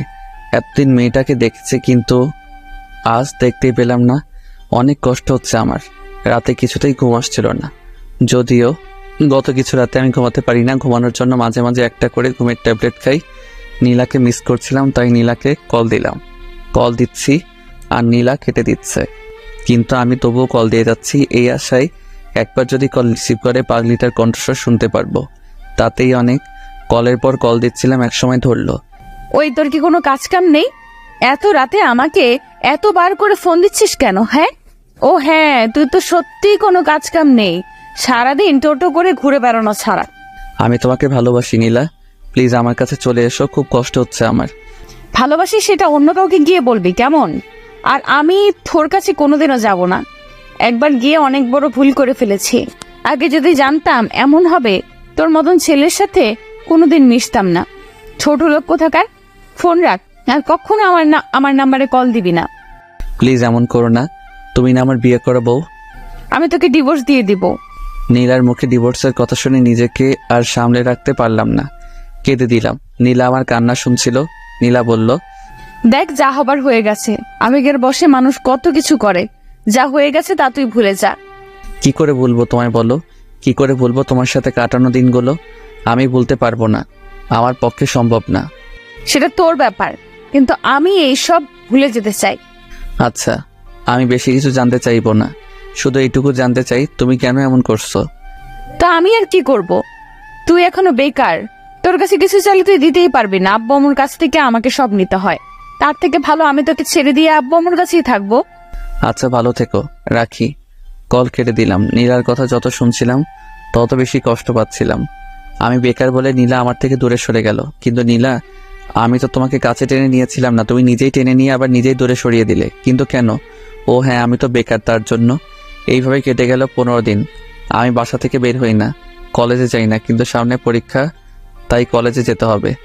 আমাকে এখন দেখতে একদম পাগলের মতো, যেমন ছিলাম তেমনভাবেই কলেজে চলে গেলাম। আজকে হেঁটেই যাচ্ছি, সাইকেল ব্যবহার করি না, তুলে রেখে দিচ্ছি। কলেজে গিয়ে দেখি নীলা আর তার বান্ধবীরা আড্ডা দিচ্ছে। আমি নীলাকে দেখে নিজেকে ধরে রাখতে পারলাম না, ছুটে নীলার কাছে চলে গেলাম।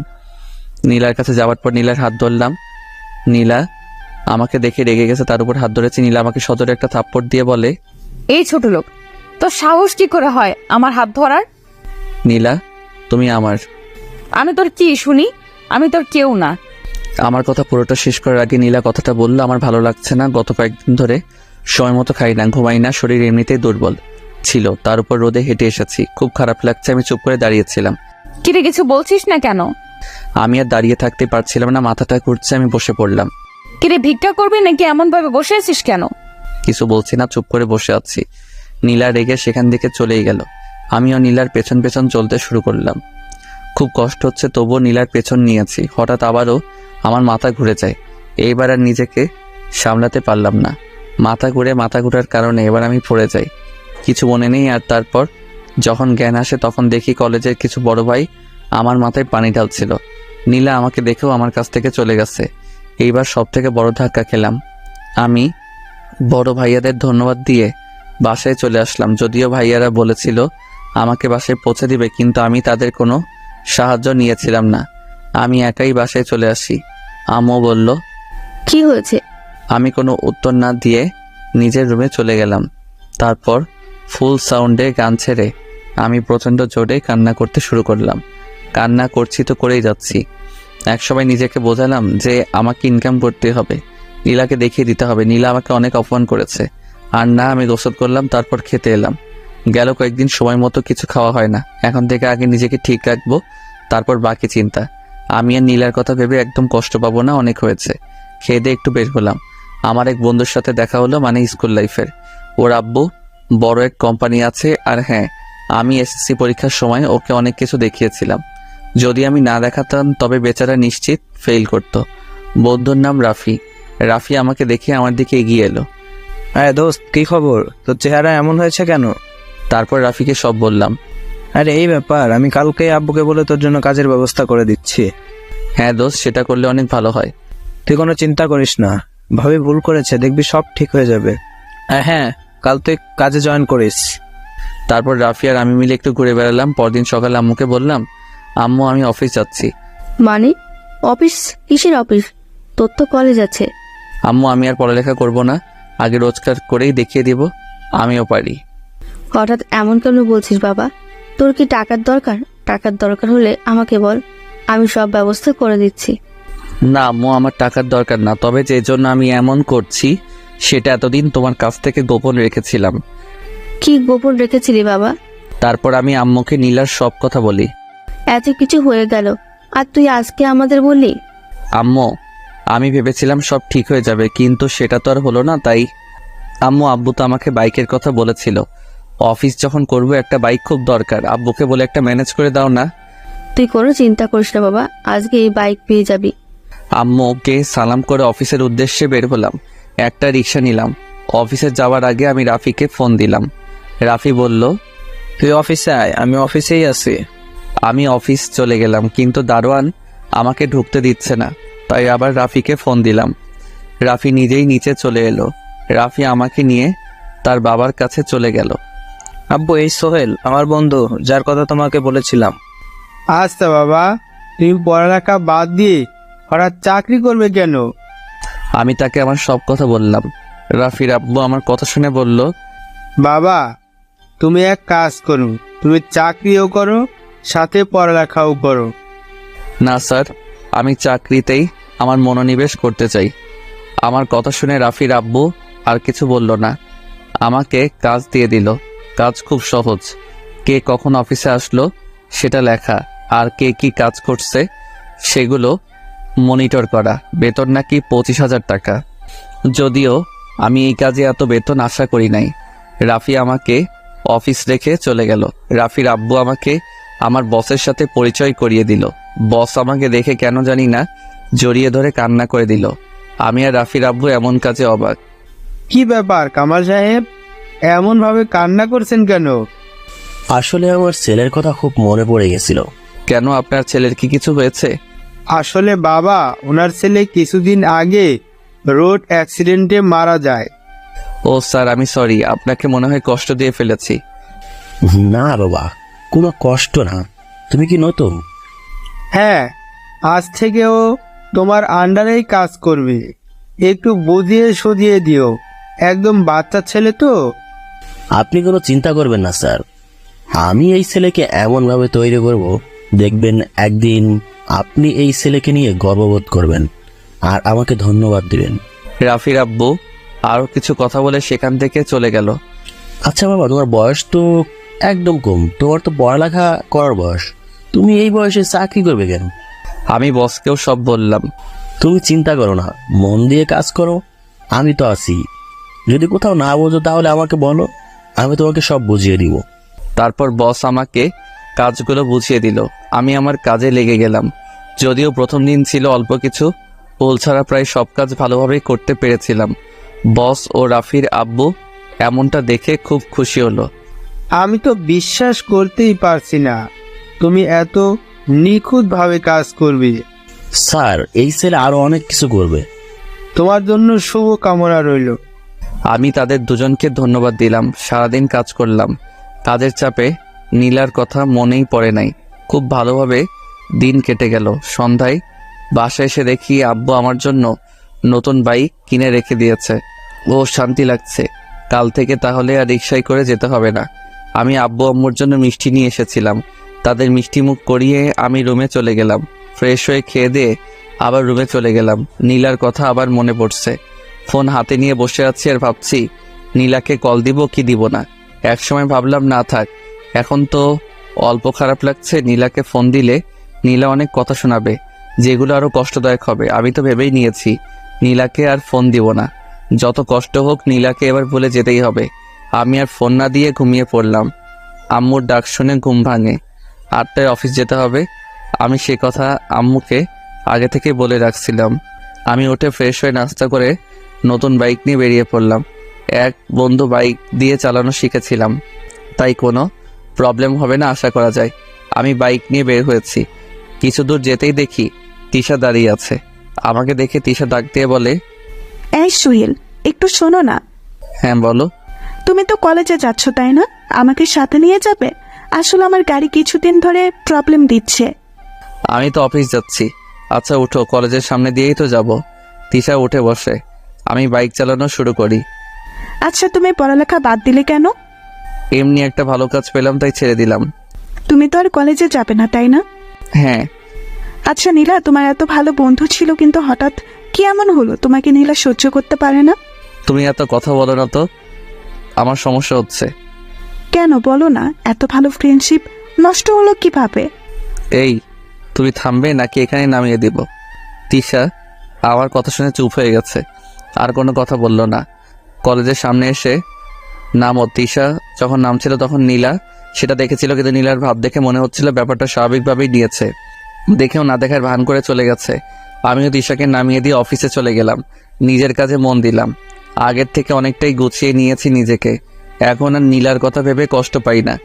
15 দিন পর আমি অফিসে যাচ্ছি। তিশা আবার আমাকে ডাক দিল। আমি থামলাম। আচ্ছা, আমি প্রতিদিন দেখি তুমি একা একাই রাস্তা দিয়ে যাও। এক কাজ করবে, আমাকে প্রতিদিন নিয়ে যাবে, তাহলে আমার গাড়ির তেল খরচের টাকা বেঁচে যাবে আর কি। আমি ভাবলাম আমি তো একাই যাই, তিশাকে নিলে তেমন সমস্যা হবে না। আমি বললাম আচ্ছা। তুমি তো মনে হয় আজকে গাড়িতে যাবে না, তাই তো? তোমার বাইক থাকতে গাড়িতে কেন যাবো বলো তো? তাহলে কথা না বাড়িয়ে ওঠো। তিশা বাইকে উঠে পড়ল, তবে এমনভাবে আমার গা ঘেঁষে বসেছে আমার কাতুকুতু লাগছে। আচ্ছা, একটা কথা জিজ্ঞেস করি। হ্যাঁ করো। তোমার কি কোনো গার্লফ্রেন্ড আছে? না, আমার কোনো গার্লফ্রেন্ড নেই। যেটা জানতে চেয়েছো আমি সেটার উত্তর দিয়েছি। সত্যি আমার কোনো গার্লফ্রেন্ড নেই। যদি জানতে চাইতো বউ আছে কিনা, তাই বলতাম হ্যাঁ আছে। তবে সেটা এখন শুধু কাগজে কলমে, কবে জানি না ডিভোর্স লেটার হাতে পাবো। তাহলে তো ভালোই হলো। কিসের ভালো আর কেন ভালো? আমি প্রতিদিন তোমার বাইকে যাব, কেউ কিচ্ছু বলবে না তাই। কথা বলতে বলতে কলেজের সামনে চলে এসেছি। সেদিনও নীলা দেখলো কিন্তু কোনো রিয়াক্ট করলো না। এইভাবে আমি এখন প্রতিদিন তিশাকে কলেজে ছেড়ে দেই। নীলা প্রথম কোনো রকম রিয়াক্ট না করলো, ইদানিং দেখি নীলা কেমনভাবে যেন তাকিয়ে থাকে। মাঝে মাঝে মনে হয় খুব রেগে আছে, কিন্তু আমি সেই দিকে কোনো খেয়াল করি না। আমি এমনভাবে নীলার দিকে তাকিয়ে থাকি কেউ বুঝতে না পেরে। আজকে আমি প্রথম বেতন পেয়েছি, খুব ভালো লাগছে নিজের ইনকাম করা টাকা হাতে পেয়ে। অফিস থেকে বের হয়ে আমি শপিং মলে গেলাম। সেখান থেকে আব্বু আম্মু আর নীলার জন্য কিছু জামা কাপড় কিনলাম। বাসায় এসে আব্বু আম্মুকে আমার প্রথম রোজগারের টাকা দিয়ে কেনা জিনিসগুলো দিলাম। আব্বু আম্মু এত খুশি হলো বলে বোঝানো যাবে না। পরদিন আমি একটু আগে বাসা থেকে বের হলাম, সাথে নীলার জন্য কেনা শাড়ি নিয়ে কলেজে গেলাম। দেখলাম নীলা তার বান্ধবীদের সাথে বসে আছে। আমি গিয়ে নীলাকে ডাক দিলাম। নীলা উঠে এলো। কি ব্যাপার, ডাক দিলি কেন? এই নাও, এটা তোমার জন্য, আমার রোজগার করার টাকা দিয়ে কিনেছি। শাড়িটা নীলার দিকে এগিয়ে দিয়ে বললাম। নীলা সেটা না নিয়ে আমাকে অনেক কথা শুনিয়ে চলে গেল। মনটা আবার খারাপ হয়ে গেল। আমি শাড়ি নিয়ে বের হচ্ছিলাম, তখন দেখি তিশা আসছে। তিশা আমাকে দেখে আমার দিকে রেগে আসছে। আমার কাছে এসে, তাই তুমি আমাকে আজ রেখে আসছো কেন? এমনি। তোমার হাতে কি? শাড়ি। নিশ্চয়ই আমার জন্য এনেছো, আর আমাকে সারপ্রাইজ দিবে বলেই আগেই চলে আসতো, তাই না? হ্যাঁ। না মানে? হয়েছে, আর বলতে হবে না। শাড়ি এনেছো কিন্তু সেটা দেবার মতো সাহস নেই, ভীতু কোথাকার। তিশা আমার হাত থেকে শাড়ির প্যাকেট নিয়ে নিল। শাড়ি বের করে দেখে বলল, খুব সুন্দর হয়েছে। তাহলে আমি আজ যাই, অফিসে দেরি হয়ে যাচ্ছে। আর একটু থাকো না। না, দেরি হয়ে যাবে। চলে গেলাম। পরদিন সকালে দেখি দিশা আমার দেওয়া শাড়ি পরে দাঁড়িয়ে আছে। এই তোমার ড্রেস কই? আজকে তো কলেজে অনুষ্ঠান আছে, তাই আমি শাড়ি পরেছি। আমি তিশাকে বাইকে তুলে নিলাম। কলেজের সামনে যখন নামিয়ে দিচ্ছিলাম তখন দেখি নীলা তার বান্ধবীদের সাথে আসছে। নীলাকে শুনিয়ে বললাম, তিশা একটা কথা বলি। হ্যাঁ বলো। তোমাকে এই শাড়িটা অনেক সুন্দর মানিয়েছে। এই শাড়িটা তোমার জন্যই পারফেক্ট। সবাইকে তো আর সবকিছুতে বানায় না, এই শাড়ি শুধু তোমাকেই মানায়। ও হ্যাঁ, আমি তো ভুলেই গেছিলাম। কি আছে এতে? খুলেই দেখো। খুলে দেখি একটা ঘড়ি। তোমার জন্য। খুব সুন্দর। পরো। তুমি পরিয়ে দাও। আমরা যখন কথাগুলো বলছিলাম নীলা একটু দূরে দাঁড়িয়ে আমাদের সব কথা শুনতেছিল। তিশা আমাকে ঘড়ি পরিয়ে দিচ্ছে। তখন নীলার দিকে তাকিয়ে দেখি চোখ দুটো লাল হয়ে গেছে, চোখ দিয়ে পানি পড়ছে, আর আমাদের দিকে করুণ দৃষ্টিতে তাকিয়ে আছে। আমি নীলার দিকে যখন তাকালাম, নীলা তাড়াতাড়ি করে চোখ মুছে নিল। তিশা, তোমাকে অনেক ধন্যবাদ। ধন্যবাদ দেওয়ার কি আছে? সত্যি বলতে ঘড়িটা তোমার হাতে না অনেক ভালো মানিয়েছে। হ্যাঁ, তোমার পছন্দ আছে, সবাই তো আর তোমার মতো পছন্দ করতে পারে না। আবার নীলার দিকে তাকিয়ে দেখি আবার চোখ দিয়ে পানি পড়ছে, তবে আগের থেকে বেশি। কিন্তু নীলা এত কান্না করছে কেন? দূর, সেটা আমার দেখার বিষয় না। তিশা, আমি যাই, অফিসে দেরি হয়ে যাচ্ছে। হ্যাঁ যাও, দেখে শুনে যেও। আমি অফিসে চলে গেলাম। নীলার জন্য মায়া হচ্ছে। ও যখন কান্না করছিল একদম শিশুদের মতো লাগছিল। আমি এত কিছু না ভেবে নিজের কাজে মন দিলাম। সারাদিন কাজ করে খুব ক্লান্ত হয়ে গেছে। অন্যদিনের তুলনায় আজকে একটু বেশি কাজ ছিল। অফিস শেষ করে বাসায় ফিরবো, তখন তিশার ফোন। হ্যালো। হ্যালো। এই, তুমি কান্না করছো কেন? তিশা কিছু না বলে কান্না করেই যাচ্ছে। কি ব্যাপার, তুমি কান্না করছো কেন? তিশা কিছু না বলে শুধু এইটুকু বলল, তাদের বাসায় যেতে হবে। কেন, তোমাদের বাসায় কি? প্লিজ আসো না একটু। আমি আর কথা বাড়ালাম না, তিশাদের বাসায় চলে গেলাম।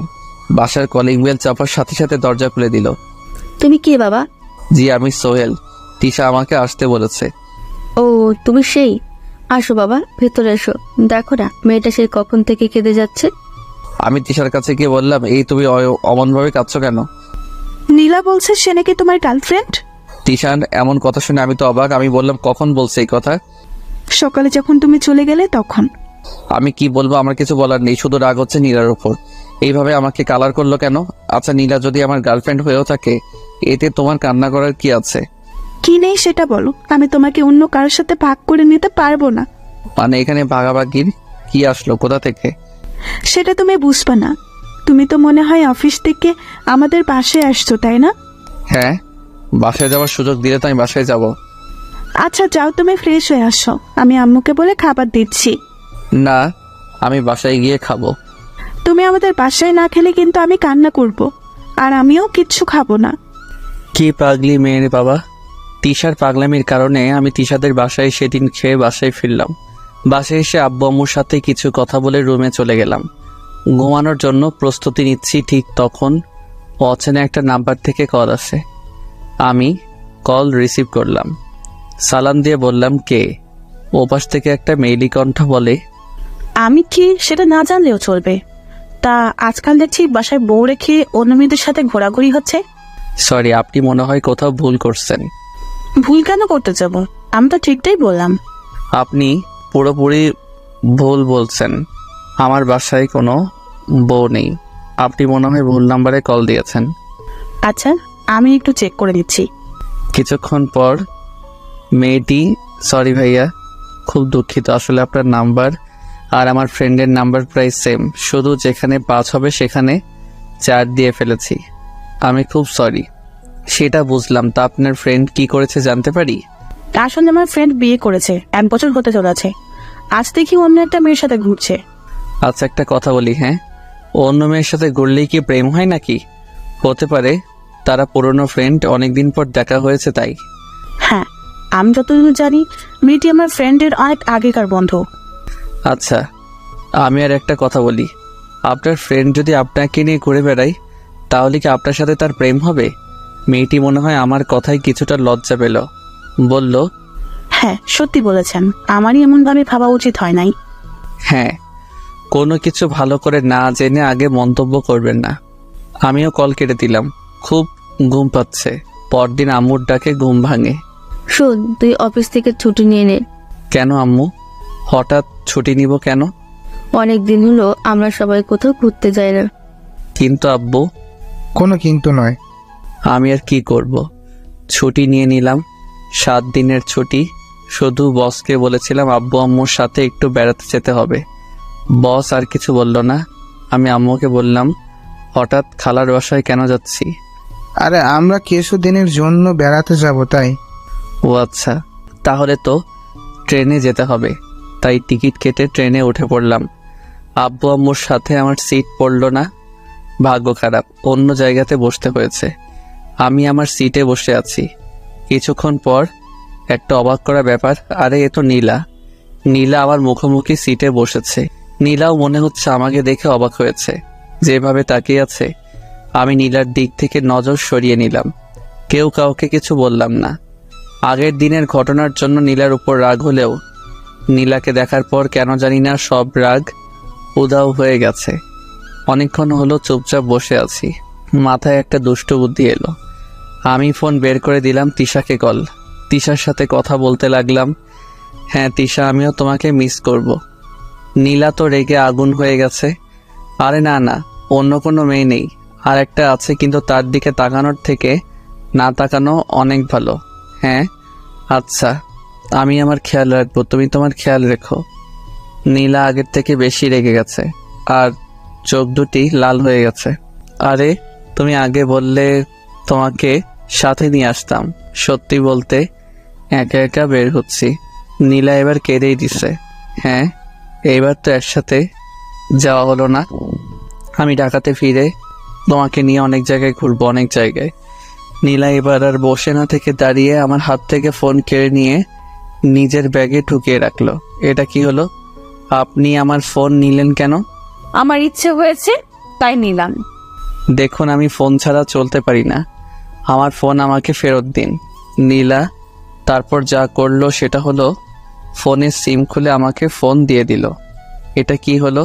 আমি নেট চালাবো কিভাবে? কেন, নেট চালিয়ে ওই ডাইনির সাথে কথা বলবি তাই না? দেখুন, আমার সিম আমাকে ফেরত দিন। না, সেটা পাবি না। আব্বু আম্মুকে ফোন দিব তো?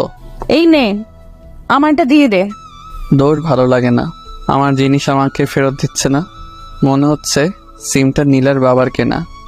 আমি আর কিছু বললাম না। চোখ বন্ধ করে 2 কানে হেডফোন গুজে গান শুনতে লাগলাম। কে যেন আমার কান থেকে হেডফোন খুলে নিল। আমি চোখ খুলে দেখি নীলা। এই আপনার সমস্যা কি শুনি? আপনি আমার জিনিসে যখন তখন হাত দেন কেন? সেটা তোকে বলতে যাবো নাকি?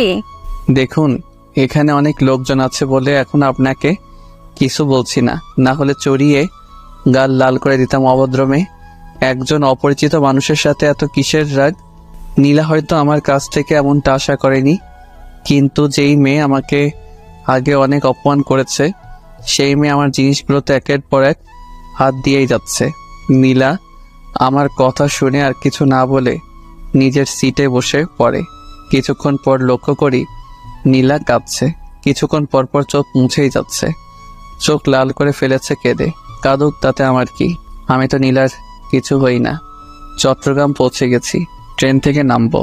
তার আগে নীলার দিকে আরো একবার ভালো করে তাকিয়ে দেখি নীলা তখনও কাঁদছে, চোখ ভয়ঙ্কর লাল হয়ে গিয়েছিল। ইচ্ছে করছিল চোখের পানি মুছে দিতে, কিন্তু যখনই নীলার করা অপমানগুলোর কথা মনে পড়ল তখনই আমার রাগ উঠে গেল। আমি নীলাকে রেখেই ট্রেন থেকে নামলাম। আব্বু আম্মুকে খুঁজে পেতে তেমন সমস্যা হয়নি, তাদের সাথে খালার বাসায় চলে গেলাম। গত 7 দিনে কারোর সাথে কোনো কথা হয়নি। কি করে হবে, সিম নেই, আর আমি ফেসবুকিং খুব কম করি। 7 দিন পর ঢাকাতে চলে আসি। অফিস যাওয়ার জন্য বাসা থেকে বের হয়েছি। কিছুদূর এগোতেই দেখি তিশা দাঁড়িয়ে আছে। আমি তিশার কাছে যেতেই, ওই হারামি, এই 7 দিনে একবারও ফোন করলি না কেন? আর তোর ফোন বন্ধ ছিল কেন? হারামি বিলাই! এই তুমি রাগ করো কেন? আমার সিম হারিয়ে গেছে। মিথ্যা বলার জায়গা পাস না। ফোন না হারিয়ে সিম হারিয়ে গেছে, এমন একটা দিব না। ওরে বাবারে, এই মেয়ে তো পুরাই গন্ডি। এই তুমি কি বলছো? আমাকে আব্বু হতে দিবে না মানে? ও সরি, সেটা হবে না, কারণ কেউ একজন তো তোর সন্তানের আম্মু হবার জন্য অপেক্ষা করছে। আচ্ছা আমি চলি তাহলে। চলবি মানে? আমি এতক্ষণ তোর জন্য অপেক্ষা করে আছি, আমাকে একা রেখে তুই চলে যাবি? তাহলে তাড়াতাড়ি ওঠো। তারপর তিশা উঠে বসলো, আমিও বাইক চালাতে শুরু করে দিলাম। কলেজে নামিয়ে দিলাম। আচ্ছা যাও, আর শোনো, তোমার নাম্বার দিয়ে ফোন দিও, কথা আছে। আমি তিশাকে বিদায় জানিয়ে সেখান থেকে চলে গেলাম। দেখি কলেজের 2 নাম্বার গেইটে নীলা দাঁড়িয়ে আছে, আমাকে ইশারা দিয়ে থামতে বলছে। যদিও নীলার সাথে কথা বলার কোনো ইচ্ছা আমার নেই, তবু মেয়েটা এমনভাবে ডাকছে, না শুনে যাওয়া মনে হয় ঠিক হবে না। আমি বাইক থামালাম। হ্যাঁ বলুন, আমাকে কেন দাঁড় করালেন? কেমন আছো? ওই আমি কেমন আছি না আছি সেটা জানার জন্য কি আপনি আমাকে দাঁড় করিয়েছেন নাকি? কোনো কাজ কাম নেই? থাকেন তো আজাইরা যত সব। এমন ভাবে বলছো কেন? কেমন ভাবে বললাম আমি? রাস্তা ছাড়ুন, আমার অফিসের দেরি হয়ে যাচ্ছে। অফিস করতে গিয়ে বলেছে পড়াশোনা বাদ দিয়ে? সেটা আপনার থেকে ভালো কেউ জানে না। আমার রাস্তা ছাড়ুন। এই নাও তোমার সিম কার্ড। আমি নীলার কাছ থেকে সিম নিয়ে চলে এলাম। কি দরকার এমন মানুষের সাথে কথা বলার, যে কিনা কোনো একদিন আমাকে জানা তাই বলে অপমান করেছে? আমি যখন চলে আসছিলাম বাইকের লুকিং গ্লাস দিয়ে দেখছিলাম নীলা আমার দিকে তাকিয়ে আছে আর চোখ মুছছে। আমি অফিসে চলে গেলাম। অফিসের বসের সাথে কিছু কথা বলে আমার কাজে আমি মন দিলাম। অনেক দিনের কাজ পড়ে আছে, কাজ করতে করতে হাঁপিয়ে গেলাম। তবুও কাজ শেষ হয় না। আমি মনে মনে বললাম, আর কোনোদিন ছুটি নিয়ে বেড়াতে যাব না। সারাদিন কাজের চাপে মাথা ধরে গেছে। রাতে বাসায় ফিরলাম। এইভাবে চলে গেল আরো কিছুদিন। শুক্রবার শুয়েছিলাম, বিকালের দিকে তিশার ফোন। হ্যাঁ বলো। এই, তুমি না আমাকে বলেছিলে আমাকে নিয়ে ঘুরতে যাবে? হ্যাঁ কথা ছিল তো। তাহলে চলো না, আজকেই আমরা ঘুরতে যাব। কিন্তু প্লিজ, কোনো বারণ দেখিও না, চলো না। আচ্ছা তুমি রেডি হও, আমি বের হচ্ছি। তারপর তিশাকে নিয়ে ঘুরতে বের হলাম। আমরা যখন বাইকে করে যাচ্ছিলাম নীলা আমাদের দেখেছিল পার্কের একটা বেঞ্চে। আমি আর তিশা বসে গল্প করছিলাম। হঠাৎ কে এসে আমার শার্টের কলার ধরলো। আমি পেছন করে দেখি নীলা। কিছুটা ভয় পেয়ে যাই। আপনি করছেন কি? আয়, তোর সাথে আমার কথা আছে। কিন্তু আপনার সাথে আমার কোনো কথা নেই। আরে যাও তো, দেখো কি বলে।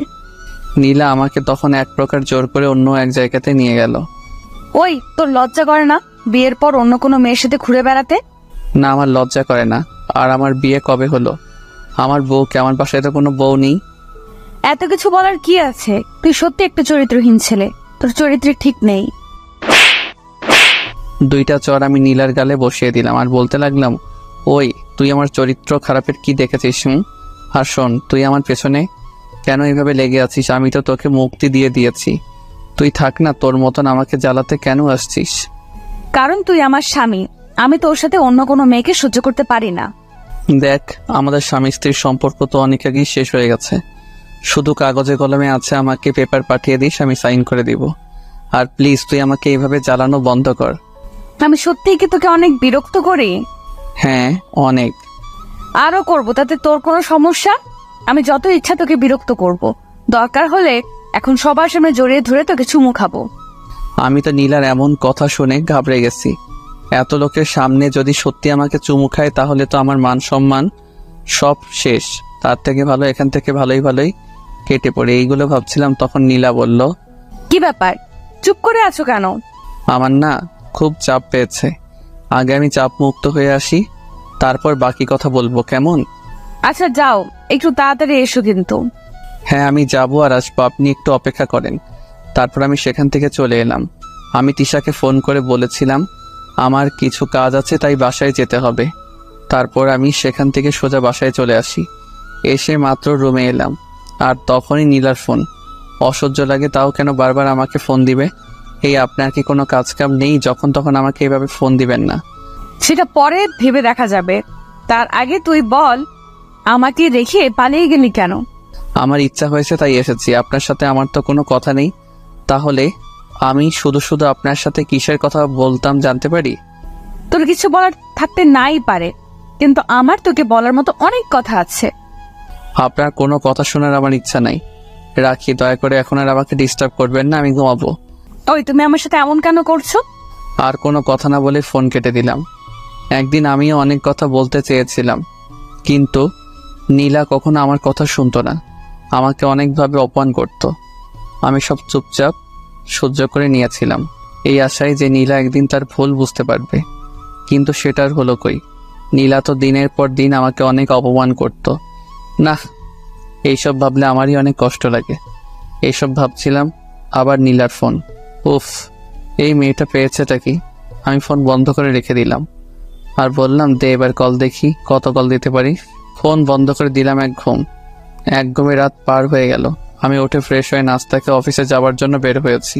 প্রতিদিন তিশা যেখানে দাঁড়িয়ে থাকতো আজকে সেখানে ছিল না, মনে হয় আসছে। একটু কল দিয়ে দেখি। তিশাকে কল দিলাম, কল রিসিভ হলো। হ্যালো তিশা, কই তুমি? কলেজে যাবে না?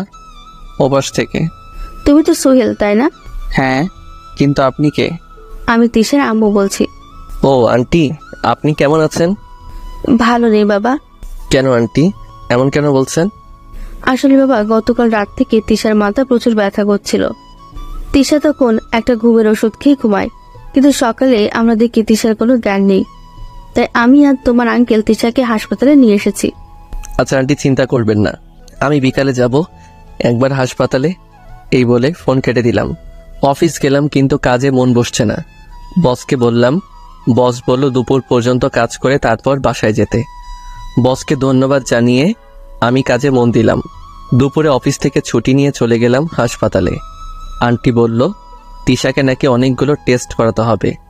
আমি আন্টির সাথে বেশি কথা না বলে তিশার কাছে চলে গেলাম। দেখি তিশা শুয়ে আছে। আমি তিশার পাশে গিয়ে বসলাম। কোনো কথা বলছি না। হঠাৎ তিশা চোখ মেলে তাকালো। আমাকে দেখে তিশা তো দারুণ খুশি। তোমার এতক্ষণে আসার সময় হলো বুঝি? জানো তোমাকে কত মিস করছিলাম। তুমি এখন সুস্থ আছো তো? এতক্ষণ অসুস্থ থাকলেও এখন আমি সুস্থ হয়ে গেছি। আচ্ছা, তোমার কি হয়েছিল গতকাল রাতে? আমার তো অত কিছু মনে নাই, শুধু এটুকু মনে আছে আমার মাথা অনেক ব্যথা করছিল, তারপর আর কিচ্ছু মনে নেই। আচ্ছা, তোমার এত কথা বলার দরকার নেই, এখন চুপ করে শুয়ে থাকো। না, আমি চুপ থাকতে পারবো না, আমি তোমার সাথে কথা বলবো। আমার কথা না শুনলে আমি এখনই চলে যাব কিন্তু। এই না না, আমি চুপ হয়ে যাচ্ছি, তবুও তুমি যেও না প্লিজ। হ্যাঁ, তুমি চুপ থাকলে আমি যাব না। এরপর তিশা চুপ হয়ে যায় আর আমার দিকে তাকিয়ে থাকে। আমি তিশার দিকে তাকাতে পারছি না, আমি অন্যদিকে চেয়ে আছি। হঠাৎ তিশা বলল, এই তুমি দুপুরে খেয়েছো? না, আমি তো অফিস থেকে এখানে এসেছি। তুমিও না? দাঁড়াও, আমি এক্ষুনি আম্মুকে বলছি। তিশা, এটা তোমার বাসা না, ওকে? তাহলে তুমি প্লিজ এখন বাসায় চলে যাও, আবার পরে এসো। হ্যাঁ, আমি আজ যাই কেমন, পরে আবার আসবো। ওকে যাও, দেখে শুনে যাবে কিন্তু। তুমি দেখে শুনে থেকো। চলে এলাম বাসায়। আম্মু জিজ্ঞেস করছিল তাড়াতাড়ি বাসায় ফেরার কারণ কি। আমি বলেছিলাম ভালো লাগছিল না, তাই চলে এসেছি আম্মু। আর কিছু বলে নাই। রাতে শুয়ে আছি, তখন তিশা ফোনে হ্যাঁ বলল। রাতে হঠাৎ কেন ফোন দিলে? তোমাকে দেখতে খুব ইচ্ছে করছে, একটু আসবে? কাল গেলে হয় না? না, হয় না। তুমি এখন আসো না প্লিজ, একবার আসো, খুব মিস করছি তোমায়। আচ্ছা, আমি আসছি, তবে বেশিক্ষণ থাকতে পারবো না কিন্তু। আগে তো তুমি আসো, পরে বাকি কথা। আমি চলে গেলাম হাসপাতালে। তিশা এখন উঠে বসেছে। আমাকে দেখে তিশা বলল, এই তুমি এসেছ? আসো আমার কাছে আসো। আমি গিয়ে তিশার পাশে বসে পড়ি। তিশার আম্মু ছিল সেখানে। আমাদের বলল, তোরা কথা বল, আমি ডাক্তারের সাথে কথা বলে আসছি। তা এই এত রাতে আমাকে ডেকে আনার কি দরকার ছিল? আমি কি করব, তোমাকে আমি খুব মিস করছিলাম, দেখতে খুব ইচ্ছা করছিল, তাই তো ডেকে আনলাম। দেখা হয়ে গেছে, এবার আমি যেতে পারি? প্লিজ আর কিছুক্ষণ থাকো না। না, আমার আবার কাল সকালে অফিস আছে। আচ্ছা তাহলে যাও, দেখে শুনে যাবে। বাসায় যাবার পরে আমাকে ফোন দিয়ে জানিয়ে দিবে কিন্তু। আমি তিশাকে বাই বলে বাসায় এসে তিশার সাথে কিছুক্ষণ কথা বলে ঘুমিয়ে পড়ি। তিশা 4 দিন হাসপাতালে ছিল। আমি প্রতিদিন তিশার সাথে দেখা করতে যেতাম। 5 দিন পর তিশা আবার কলেজে যাবে। আমাকে আগে থেকে ফোন দিয়ে জানিয়ে দিল।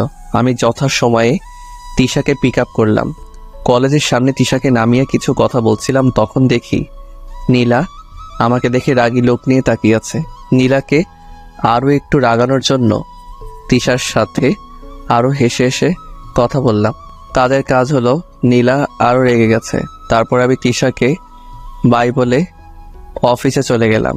এইভাবে আরও 10 দিন কেটে গেল। আমি একটা বিষয় খেয়াল করলাম, তিশা দিন দিন কেমন জানি শুকিয়ে যাচ্ছে, চোখের নিচে কালি পড়ে গেছে। আমি অনেকবার জিজ্ঞেস করেছি, কিন্তু তিশা আমাকে কখনো তার সঠিক উত্তর দেয় নাই। নানানভাবে কথা এড়িয়ে যেত। 14 দিনের মাথায় আমি অফিস থেকে বাড়ি ফিরে রীতিমতো অবাক হয়ে গেলাম। কেন জানি না, আমি অফিস থেকে বাসায় ফিরে কলিং বেল চাপতেই নীলা দরজা খুলে দেয়। আমি মনে হয় কোনো স্বপ্ন দেখছি, তাই না? কেন স্বপ্ন দেখতে যাবে কেন? না মানে আপনি আমাদের বাসায়, তো তাই। এটা তো আমার বাড়ি, আমি থাকবো না তো ওই ডাইনিটা থাকবে নাকি? সরি, এটা আপনার বাসা হলো কবে? যেদিন তোমাকে বিয়ে করেছি সেদিন থেকেই। নীলার মুখে বিয়ের কথা শুনে রাগ উঠে গেছে। দেখেন, আপনি আমাদের বাসায় কেন এসেছেন আমি সেটা জানি না, কিন্তু আমাদের বিয়ে নিয়ে কোনো কথা বলবেন না, এই বলে দিলাম। কেন কোনো কথা বলবে না কেন? কারণ বিয়ে একটা পবিত্র কাজ। আপনার মুখে বিয়ের কথা মানায় না। আপনি আমাদের বিয়ে নিয়ে কথা বললে সেটা অপবিত্র হয়ে যায়। আর আপনি এভাবে দরজা আঁকড়ে দাঁড়িয়ে আছেন কেন? আমাকে বাসার ভেতরে যেতে দিবেন তো নাকি? এই বলে আমি নীলাকে এক প্রকার ধাক্কা দিয়ে সরিয়ে দিয়ে বাসার ভেতরে চলে গেলাম। বাসার ভেতরে গিয়ে আমি আব্বু আম্মুকে চড়ে চড়ে ডেকে বললাম, আব্বু আম্মু, এই মেয়ে আমাদের বাসায় কি করছে? দেখো বাবা, মেয়েটা একদিন ভুল করেছিল, কিন্তু ভুল বুঝে তোর কাছেই ফিরে এসেছে। আম্মু, আমি এই মেয়েকে আর চাই না, বের হয়ে যেতে বলো আমাদের বাসা থেকে। নীলা আমার কথা শুনে আমার দিকে করুণ দৃষ্টিতে তাকিয়েছিল। দেখে মনে হচ্ছে এখনই চোখ দিয়ে জল গড়িয়ে পড়বে। আমার বাসা থেকে আমার বৌমাকে বের করে দেওয়ার তুই কে? আব্বুর কথা শুনে অবাক হয়ে গেলাম। এই মেয়ে নিশ্চয়ই আব্বু আম্মুকে নিজের কবজায় নিয়ে নিয়েছে, তাই আব্বু আম্মু নীলার হয়ে কথা বলছে। তোমাদের যা ইচ্ছা তাই করো, কিন্তু নীলা যেন আমার সামনে না আসে। এই বলে আমি রুমে চলে গেলাম। দেখি রুমে নীলার অনেক জিনিস, আমার রাগ উঠে গেল। আমি সেগুলো বাইরে ছুঁড়ে ফেলতে লাগলাম। একসময় নীলা এসে বলল, আরে আরে কি করছে এগুলো? আমার জিনিসগুলো বাইরে ফেলে দিচ্ছ কেন? আমার রুমে তোর কোনো জায়গা নেই, আর তোর জিনিসের কোনো জায়গা নেই। আব্বু আম্মুর জন্য তোকে বাসা থেকে বের করে দিতে পারলাম না। আর শোন, তুই এই বাসায় থাকবি ভালো কথা, কিন্তু আমার সামনে কখনো আসবি না। যা, তুই পাশের রুমে চলে যা। নীলা কান্না করতে করতে চলে গেল। 20তম দিন দুপুরে অফিসে কাজ করছি, তখন তিশার আম্মুর ফোন। আমি কল রিসিভ করা মাত্রই তিশার আম্মু কান্না করতে করতে বলল, বাবা, তুমি যেখানেই থেকো সিটি হাসপাতালে চলে এসো, তিশার অবস্থা খুব খারাপ। আমি তাড়াতাড়ি সিটি হাসপাতালে চলে যাই, কিন্তু হাসপাতালে যাওয়ার পর যা শুনতে পেলাম, বড় ধরনের ধাক্কা খেলাম। তিশা নাকি আমাদের সবাইকে ছেড়ে চলে গেছে না ফেরার দেশে। তিশার আম্মু কান্না করতে করতে একটা চিঠি আমার দিকে এগিয়ে দিয়ে বলল, বাবা, তিশা তোমাকে এই চিঠিটা দিতে বলেছিল। আমি চিঠিটা পকেটে ভরে নিলাম। তিশাকে শেষ দেখার জন্য গেলাম। মেয়েটা কি সুন্দর ঘুমিয়ে আছে, মনে হচ্ছে এইমাত্র উঠে বসে বলবে, সোহেল তুমি এসেছো। কিন্তু আমার মাথায় আসছে না, হঠাৎ তিশার কি এমন হলো যেমনভাবে আমাদের রেখে চলে গেল। আমি ডাক্তারের কাছে জিজ্ঞেস করলাম। ডাক্তার আমাকে জানালো তিশার নাকি ব্রেইন ক্যান্সার ছিল। সেটা এমন পর্যায়ে ধরা পড়েছিল যখন আর কিছু করার ছিল না। তিশার সব কাজ শেষ করতে করতে রাত হয়ে গেল। বাইক তিশাদের বাসায় রেখে আসলাম। হেঁটে হেঁটে বাসায় ফিরছি, তখন মনে পড়ল তিশা আমার জন্য কোনো এক চিঠি রেখে গেছে। আমি সেটা বের করে পড়তে শুরু করলাম। লেখা ছিল, প্রিয় সোহেল, চিঠিটা যখন তুমি পড়ছো তখন তোমার থেকে অনেকটা দূরে চলে গেছি, কিন্তু জানো তোমাকে ছেড়ে যেতে আমার ইচ্ছে করছিল না। যখন শুনতে পেলাম আমার হাতে আর সময় নেই, জানো খুব কষ্ট হয়েছিল তোমাকে একা রেখে যেতে হবে। জানো তোমাকে অনেক ভালোবেসে ফেলছিলাম, যদিও তোমার দিক থেকে কখনো কোনো সাড়া পাইনি। তুমি আমার থেকে সব সময় দূরত্ব বজায় রেখেই চলছো, হয়তো একজন ভালো বন্ধু হিসাবে দেখেছ, কিন্তু তোমার সাথে চলতে চলতে কখন তোমাকে ভালোবেসে ফেলেছিলাম সেটা আমি নিজেও জানি না। জানো একদিন আমি স্বপ্ন দেখছিলাম যে আমাদের ছোট্ট একটা সংসার আছে, সেখানে আমি, তুমি আর আমাদের ছোট্ট একটা রাজকন্যা আছে। আমি ভয়ে তোমাকে স্বপ্নের কথা বলতে পারি নাই, যদি তুমি রাগ করো। আমার ইচ্ছা ছিল স্বপ্ন সত্যি করব, কিন্তু সেটা কোনোদিন সম্ভব নয়। আমি তো চলে গেলাম, তুমি কিন্তু ভেঙে পড়ো না, নিজেকে শক্ত করবে আর সময় মতো সব করবে। বেশি কিছু বলে শুধু শুধু তোমাকে কষ্ট দিতে চাই না। ভালো থেকো, ইতি, তিশা। চিঠি পড়েই আমি কান্না করে দিয়েছি, কিছু ভালো লাগছিল না, চারিদিক অন্ধকার হয়ে আসছে। অনেক কষ্টে বাসায় ফিরলাম। রাত আনুমানিক 12টা। কলিং বেল চাপতেই নীলা দরজা খুলে দিল। ওই তুমি তোমার এই নষ্ট শরীর নিয়ে বাসার ভেতরে এসো না। মানে কি বলছো? খুব সহজ, এতক্ষণ তো তিশার সাথেই সময় কাটিয়ে এলে, তিশার সাথে নষ্টামি করে বাসায় ফিরলে, লজ্জা করে না বউ থাকতে অন্য একটা মেয়ের সাথে করতে? নীলার কথা শুনে রাগ এমন হলো, 4টা চর বসিয়ে দিয়েছিলাম। নীলা চর খেয়ে বলল, হো, এখন তো চর দিবেই, সত্যি বলেছি তো। চুপ, একদম চুপ। তুই কি জানিস যাকে নিয়ে এত খারাপ খারাপ কথা বললি সে একটু আগে আমাদের সবাইকে রেখে চলে গেছে? কোথায় চলে গেছে? আমি কিছু না বলে তিশার দেয়া চিঠি নীলার হাতে ধরিয়ে দিলাম। নীলা চিঠিটা পড়ে আগের থেকে বেশি কান্না করে দিছে, আমাকে জড়িয়ে ধরেছে কান্না করতে করতে আর বলছে, আমাকে মাফ করে দাও, আমি না জেনে কত কিছু বলে ফেলেছি, আমাকে প্লিজ মাফ করে দাও। আমি নীলাকে আমার থেকে ছাড়িয়ে নিয়ে রুমে চলে গেলাম। রুমে যাবার পর দরজা আটকে দিলাম। নীলা বাইরে থেকে অনেক ডাকাডাকি করছে। সত্যি তিশার জন্য আমার খুব খারাপ লাগছিল। আমার অত কষ্টের সময় তিশা আমাকে হাসি খুশি রেখেছিল, কিন্তু সেই এইভাবে চলে গেল। এইদিকে নীলা ডাকছে, প্লিজ দরজা খুলো, প্লিজ আমাকে একবার তোমার রুমে ঢুকতে দাও। আমি সত্যিই তখন না জেনে তোমাকে নিয়ে খারাপ কথা বলে ফেলেছি, প্লিজ আমার সাথে এমন করো না, আমি যা পারছি না। আমি নীলার কোনো কথাই কান দিচ্ছি না। মানুষ এত খারাপ চিন্তা ভাবনা কিভাবে করতে পারে? আমি গোসল করতে গেলাম। গোসল শেষ করে বাইরে বের হলাম। তখনও দরজার বাইরে থেকে নীলার কান্নার আওয়াজ শোনা যাচ্ছিল। ন্যাকা কান্না করছে। ভালো লাগে না আমার, যেদিন থেকে এসেছে আমাকে নানানভাবে চালিয়ে মারছে। কান্না কিছুতেই থামছে না, কি করবো ভেবে পাচ্ছিলাম না। তিশার জন্য কষ্ট হচ্ছে, তার উপর নীলার কান্না, সব মিলে একটা অসহ্য হয়ে দাঁড়িয়েছে। আমি কোনো উপায় না পেয়ে একটা ঘুমের ওষুধ খেয়ে ঘুমিয়ে পড়লাম। কিছুক্ষণের মধ্যে চোখের দুপাতা লেগে আসলো। আমি হারিয়ে গেলাম ঘুমের রাজ্যে। সকাল হয়ে গেছে, আজান দিচ্ছে, নামাজ পড়বো, তাই উঠে ফ্রেশ হয়ে বেরোলাম। দরজা খুলতেই দেখি নীলা দরজার বাইরে শুয়ে আছে। মায়া হচ্ছিল নীলার জন্য, কিন্তু আমি নীলাকে ডাক দিলাম না। নামাজ পড়তে চলে গেলাম। বাসায় আসলাম একটু বেলা করে। বাসায় আসার পর দেখি নীলা রান্না করছে। আম্মু নীলাকে সাহায্য করছে। আমি আম্মুকে উদ্দেশ্য করে বললাম, আম্মু তোমার কি রান্না করতে অসুবিধা হয়? যদি হয় তবে আমাকে বলো, আমি রান্নার জন্য লোক নিয়ে আসবো। কেন, রান্নার জন্য কাজের লোকের কি দরকার? বৌমা তো আছেই, আমাকে সে কখন থেকে সরিয়ে নিজেই রান্না করছে, আমি শুধু একটু সাহায্য করেছি মাত্র। আম্মু আমি সবার হাতে রান্না খেলেও ওই মেয়ের হাতের রান্না খেতে পারবো না। আমার কথা শুনে নীলার হাসি খুশি মুখ মুহূর্তে অন্ধকার হয়ে গেল। কেন, বৌমার হাতের রান্না খেতে তোর সমস্যা কি? আম্মু ওই মেয়ের হাতে রান্না খেয়ে বিষ খেয়ে মরে যাওয়া অনেক ভালো। এবার নীলা মনে হয় নিজেকে আর সামলে রাখতে পারলো না, কেটে দিয়েছে। দিদি তো মেয়েটাকে কাঁদিয়ে। আম্মু ওইসব ন্যাকা কান্না, এর আগে এরকম ন্যাকা কান্নার জন্য তো আমাকে কম কষ্ট সহ্য করতে হয়েছে। আমি নতুন করে ওই ন্যাকা কান্নার জন্য আর কষ্ট সহ্য করতে পারবো না। তুমি যদি আমার জন্য রান্না করো তাহলে আমি খাবো, না হলে না খেয়েই আমাকে অফিস যেতে হবে। তাহলে ভালো করে শুনে রাখ, আমি তোর জন্য কোনো রান্না করতে পারবো না। বৌমা রান্না করেছে আর তুই সেটা খেলে খাবি, না খেলে না। মা এভাবে বলো না, ও না খেয়ে থাকবে নাকি? আম্মু আমার জন্য কাউকে আগলা দরদ দেখাতে হবে না, আর কাউকে কষ্ট করে রান্নাও করতে হবে না। আমি চললাম।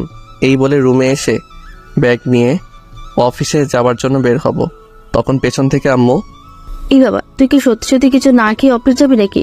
তাছাড়া তো কোনো উপায় দেখছি না, তুমি যেহেতু রান্না করে দিবে না, না খেয়ে আমাকে যেতে হবে। বাবা তুই না খেয়ে যাস না, একটু বস তুই, আমি তোর জন্য রান্না করে দিচ্ছি। এখন তার আর দরকার হবে না, আমি চললাম আম্মু। আর নীলা আমাকে অনেকবার ডেকেছিল, কিন্তু কে শুনে কার কথা। আমি অফিস চলে গেলাম। আজ রিক্সায় অফিস যাব। বাইক তিশাদের বাসায় অফিস গিয়ে বসে আছি। পেটে প্রচন্ড ক্ষুধা, বাইরে থেকে যে কিছু খাবো তার জন্য সময় ছিল না। বস এসে আমাকে জিজ্ঞাসা করলো কিছু হয়েছে কিনা। আমি বললাম তেমন কিছু হয়নি, শুধু একটু ক্ষুধা লেগেছে। কেন, তুমি বাসা থেকে কিছু খেয়ে আসোনি? না, সেই সময়টুকু আমি পাইনি। আচ্ছা যাও, ক্যান্টিন থেকে কিছু খেয়ে এসো। খালি পেটে কাজ করলে কোনো কাজ ভালোভাবে শেষ করতে পারবে না। আমি বসকে বললাম আপনিও চলুন না আমার সাথে। না বাবা, এখন তো আমার কিছু কাজ আছে, দুপুরে আমরা একসাথে খাবো, কেমন? আমি বললাম আচ্ছা ঠিক আছে। তারপর আমি একাই ক্যান্টিনে খেতে চলে গেলাম। বাইরের জিনিস আমার আবার তেমন ভালো লাগে না, কিন্তু প্রচণ্ড ক্ষুধা লাগার কারণে খেতে হচ্ছে। খাওয়ার পর কাজে মন দিলাম। এখন অনেক ভালো লাগছে। বজ্জাত নীলার জন্য এতক্ষণ কি কষ্টই না হয়েছে। সারাদিনের কাজ শেষ করে তিশাদের বাসায় গেলাম। তিশার আব্বু আম্মুর সাথে কিছু কথা বলবো, আর আমার বাইক আনতে যেতে হবে। তিশাদের বাসায় যে তিশার আব্বু আম্মুর সাথে কিছু কথা বললাম। তারা এখনও তাদের মেয়ের জন্য কান্না করছে। কান্না করারই কথা, একটা মাত্র মেয়ে ছিল। তবে আজ যখন তিশাদের বাসায় ছিলাম, বাসাটা কেন জানি না আমার কাছে প্রাণহীন মনে হচ্ছিল। এর আগে অনেকবার এই বাসায় এসেছি, তখন তিশা সারা বাসা মাথায় করে রাখতো, আর এখন একটা ভূতরে বাসা মনে হচ্ছে। আমি তাদের বললাম দেখুন, কান্না করে আর কি হবে, ভাগ্যে যা ছিল তাই হয়েছে। এইভাবে কান্না না করে তিশার জন্য নামাজ পড়ে দোয়া করুন। আরও কিছু কথা বললাম। তারপর বাইক নিয়ে বাসায় চলে আসলাম। কলিং বেল বাজানোর আগে দেখি দরজা খুলে গেছে। নীলা এসে দরজা খুলে দিয়েছে। আমি নীলার সাথে কোনো রকম কোনো কথা না বলে আমার রুমে চলে গেলাম। রুমে যাওয়ার পর ফ্রেশ হয়ে নিলাম। ফ্রেশ হয়ে বেরিয়ে এসে দেখি টেবিলের উপর আমার আর নীলার বিয়ের ছবি। এতদিন এখানে আমার একার ছবি ছিল। বিয়ের পর কিছুদিন আমার আর নীলার ছবি ছিল, কিন্তু পরে নীলাই সেটা সরিয়ে আমার একার ছবি রেখে দিয়েছিল। ছবিটা দেখে কেন জানি না রাগ হচ্ছে। আমি আম্মুকে ডাক দিয়ে বললাম আম্মু, ও আম্মু তাড়াতাড়ি আমার রুমে আসো তো। আম্মু আমার রুমে এসে বলল কি রে বাবা, কি হয়েছে? এমন ভাবে ডাকছিলি কেন? আম্মু আমার রুমে এসে ওই ছবিটা কে রেখেছে? আমি তো সেটা জানি না। তখন দরজার পাশ থেকে নীলা বলল না মানে ছবিটা আমি রেখেছিলাম আর কি। ওই তোর সাহস হয় কি করে আমার ছবি সরিয়ে একটা মিথ্যা বিয়ের ছবি আমার টেবিলে রাখার? মিথ্যা কিসে? তোমার আর আমার তো সত্যিই বিয়ে হয়েছে, আর সেটার স্মৃতি হিসেবে এই ছবিটা। তোর স্মৃতির কিছুর কই? এই বলে আমি ছবিটা হাতে নিয়ে মেঝেতে ছুঁড়ে মারলাম। কাচের ফ্রেমের সাথে সাথে ভেঙে গেল। আম্মু আর নীলা অবাক দৃষ্টিতে তাকিয়ে আছে। এটা তুই কি করলি বাবা? আম্মু, যেটা করেছি অনেক ভালো করেছি। আচ্ছা বাবা, এখন রাগারাগি করার দরকার নেই, চল খেতে চল। আমি এই মেয়ের হাতে রান্না খেতে পারবো না। তোকে বৌমার হাতে রান্না খেতে হবে না, আমি তোর জন্য রান্না করে রেখেছি। তাহলে ঠিক আছে চলো। আম্মু আমাকে সাথে নিয়ে চললো। যাওয়ার সময় নীলাকে বলল বৌমা তুমি ওসব, সে সকাল থেকে তো না খেয়ে আছো, এখন খেতে চলো। আম্মু, বাসায় কি খাবার ছিল না নাকি? কেন, এই কথা কেন? তুমি তো এখন বললা ওই মেয়েটা নাকি সে সকাল থেকে কিছু খায়নি। বৌমা তো তোর জন্য না খেয়ে আছে, তুই না খেয়ে চলে গেলি। বৌমা বললো তুই যতক্ষণ না খাবি ততক্ষণ নাকি বৌমা কিচ্ছু খাবে না। আমি আর তোর আব্বু কত বোঝাইলাম, কিন্তু কিছুতেই মেয়েটা কিছু খেলো না। এক কথা, তুই বাসায় এসে আগে খাবি, তারপর নাকি সে খাবে। আমি জোর করে বললাম আম্মু, আমার জন্য কাউকে ঢং করে না খেয়ে বসে থাকতে হবে না। আমার যখন ইচ্ছা আমি খাবো। এর জন্য যে কেউ না খেয়ে বসে থাকবে এইভাবে সে কি প্রমাণ করতে চায়? হ্যাঁ, একদিন আমার খুব ভালো লাগতো যখন নীলা আমি না খেলে নিজেও খেত না, কিন্তু এমন এক সময় এসেছিল আমি সারাদিন খেয়েছিলাম নাকি সেটাও জিজ্ঞেস করতো না। আমি যদি নীলাকে কখনো খাওয়ার জন্য বলতাম, নীলা আমার উপর নানানভাবে রাগ দেখাতো। আমারও রাগ হচ্ছে নীলার এমন আজারে ঢং দেখে। আমার খুব রাগ হয়। শুধু আব্বু আম্মুর জন্য নীলাকে বেশি কিছু বলতে পারি না। নিজের রাগ নিজের মধ্যে পোষণ করি। খাবার টেবিলে সবার জন্য মাংস আর আমার জন্য ডিমের তরকারি। আমি আম্মুকে জিজ্ঞাসা করলাম, আম্মু আমার জন্য একটু মাংস রান্না করতে পারলে না? মাংস রান্না করলে তো তুই ভাবতি বৌমার রান্না, আমি আমার নামে চালিয়ে দিয়েছি, তাই তোর জন্য আলাদা তরকারি। তাই বলে ডিমের? বাহ, কত স্বাদ! আহ, তরকারি যা হয়েছে না। আব্বু, তুমি খাচ্ছ না কেন? এত কথার কি আছে? আহ, যা হয়েছে না। বৌমা, তুমি এখন থেকে প্রতিদিন রান্না করবে। মন চাচ্ছে সব আমি একাই খেয়ে নিই। আব্বুর এরকম কথা শুনে আমি প্লেট নিয়ে আমার রুমে চলে গেলাম। এমনিতেও হিংসা হচ্ছিল, সবাই খাচ্ছে মাংস দিয়ে আর আমি ডিম। তার উপর আব্বুর বলা কথাগুলো কোনোরকম সেদিন খেয়ে উঠলাম। ঘুমাতে যাব, তখন নীলা আমার রুমে এলো। কি ব্যাপার, কিছু বলবেন? বলবো, কিন্তু তুমি আমাকে আপনি করে কেন বলছো? তুমি করে বলার অধিকার হারিয়ে ফেলেছি তো তাই। এই তুমি আমাকে আর কত কষ্ট দিতে চাও বলবে একটু? আমি আপনাকে কখন কষ্ট দিলাম? হ্যাঁ, আগে দিয়েছি। সারাদিন আপনার খোঁজ খবর দিয়েছি, নানাভাবে আপনাকে বিরক্ত করেছি, কিন্তু এখন তো আপনাকে আমি কোনোভাবে বিরক্ত করছি না। তাহলে আপনার এত কষ্ট কিসের? তুমি সেটা বোঝো না? না, আমি বুঝি না। আর আজকে জানতো আমার খুব ঘুম পাচ্ছে, ঘুমাবো। কাল আবার অফিস নাকি মিটিং কি আছে, একটু আগে যেতে হবে, অনেক কাজ আছে। ভাবছি আজকে কিছু কাজ করে রাখবো, তাই দয়া করে এখন আমাকে একটু ফ্রি করে দিন প্লিজ। আচ্ছা, আমি কি ক্ষমার অযোগ্য? মানে আপনার কথা কিছু বুঝলাম না। আচ্ছা, তুমি আমার সাথে এমন আর করো না। আমি আর নিতে পারছি না, আমার দম বন্ধ হয়ে আসছে। এই, আপনি এখন আমার রুম থেকে জানতো, আমি কাজ করব। না, আমি যাব না, আমি তোমার সাথেই থাকবো। ভালোভাবে যেতে বলছি কিন্তু। না গেলে কি করবা? আমি তখন নীলার হাত ধরে নিয়ে টেনে রুমের বাইরে বের করে দিলাম। কাজ করে ঘুমিয়ে পড়লাম। পরদিন অফিসে যাব, দেখি নীলা কলেজে যাওয়ার জন্য রেডি হয়েছে। এই, আমি তোমার সাথে যাব। কেন আমার সাথে যেতে হবে কেন? পিচ্চি বাচ্চা নাকি? তুমি আমাকে তোমার সাথে নিবে না? আমি নিতে পারবো না নীলা। তারপর রেগে গিয়ে বই খাতা সব ছুঁড়ে ফেলে দিচ্ছে আর বলছে, আমি আর কোনোদিন কলেজেই যাব না। সেটা আপনার ব্যাপার, আমি চলি। নীলা আমার কথা শুনে রেগে গেল। রাগের কারণে বই খাতা সব ছুঁড়ে ফেলে দিতে লাগলো। আমি নীলাকে থামানোর কোনো চেষ্টা করলাম না। আমি অফিসে চলে গেলাম। এইভাবেই কাটতে লাগলো দিনগুলো। অনেক দিন কেটে গেল, কিন্তু আমি আমার জায়গা থেকে একদম স্থির আছি। নীলা বারবার আমার কাছে আসতে চায়, কিন্তু আমি আসতে দেই না। নানানভাবে অপমান করে সব সহ্য করে নেয় মেয়েটা। কখন আমাকে এগিয়ে কিছু বলেনি। আগে যে মেয়েটা নিজের চুলগুলো গুছিয়ে রাখতে পারতো না, পাগলির মতো দেখা যেত অনেক সময়, এই কয়েক মাসের ব্যবধানে মেয়েটা কি সুন্দর সংসার গুছিয়ে নিয়েছে। সব কাজ এখন নীলাই করে। আম্মুকে তেমন কোনো কাজ করতে দেয় না। আম্মু শুধু আমার জন্য রান্না করে, কারণ নীলার কোনো কিছু আমার সহ্য হয় না। কিন্তু আগের থেকে এখন নীলার উপর আমার রাগ অনেক কম হয়। পুরনো প্রেম জেগে ওঠে মাঝে মধ্যে। আমি তবুও নীলাকে আমার কাছে কখনো টেনে নেই না। কি দরকার যদি আবার সে আগের মতোই করে। অফিস থেকে এসে একদিন শুয়েছিলাম, নীলা তখন আমার রুমে আসলো। এসে কেমন জানি করতে লাগলো। দেখে বোঝা যাচ্ছে কিছু একটা বলতে চাচ্ছে। কি এবার কিছু বলবে নাকি? না, মানে কালকে আমার সাথে একটু শপিং এ যাবে? দেখো, আমি সারা সপ্তাহ কাজের পর একদিন ছুটি পাই, আমি যেতে পারবো না। টাকা দরকার তো সেটা বলে দিলেই হয়, আমাকে শুধু শুধু টানছো কেন? না, ব্যাপারটা সেরকম নয়, তুমি সাথে গেলে ভালো হতো। যেতে পারবো না। কত টাকা দরকার আমাকে সকালে বলে দিও, আমি দিয়ে দিব। এখন যাও, আমি ঘুমাবো। নীলা আর কিছু বলার সাহস পেল না। জানেও কিছু বললে আমি রেগে যাব, আর রেগে গেলে কখন কি করে বসবো সেটা আমি নিজে জানি না। নীলা চলে যাওয়ার পরে আমার ঘুম আসতেছিল না, তাই ভাবলাম একটু ছাদে গিয়ে ঘুরে আসি। ছাদে গেলাম, অন্ধকার, কিন্তু ছাদে কারো একজনের কান্নার আওয়াজ শোনা যাচ্ছিল। আমি চারদিকে ভালো করে তাকিয়ে দেখি কে কোথায় কাঁদছে। দেখি ছাদের একদম কিনারে দাঁড়িয়ে একটা মেয়ে কাঁদছে। ভালো করে দেখার জন্য একটু কাছে গেলাম। হ্যাঁ, এটা তো নীলা কাঁদছে, কিন্তু এখানে এইভাবে দাঁড়িয়ে কাঁদছে কেন? কি ব্যাপার, এখানে এইভাবে কাঁদছে কেন? নীলা পেছন ফিরে তাকিয়ে আমাকে দেখে ভূত দেখার মতো চমকে গেল। কই, আমি কখন কাঁদলাম? মাত্রই তো শুনতে পেলাম। না, আমি কাঁদি নাই। তা তুমি না ঘুমাবে? ঘুম আসছিল না তো, তাই ছাদে এলাম। ও, চলো না দুজন একসাথে বসে চাঁদ দেখি। এখন আমার ঘুম পাচ্ছে, আমি গেলাম।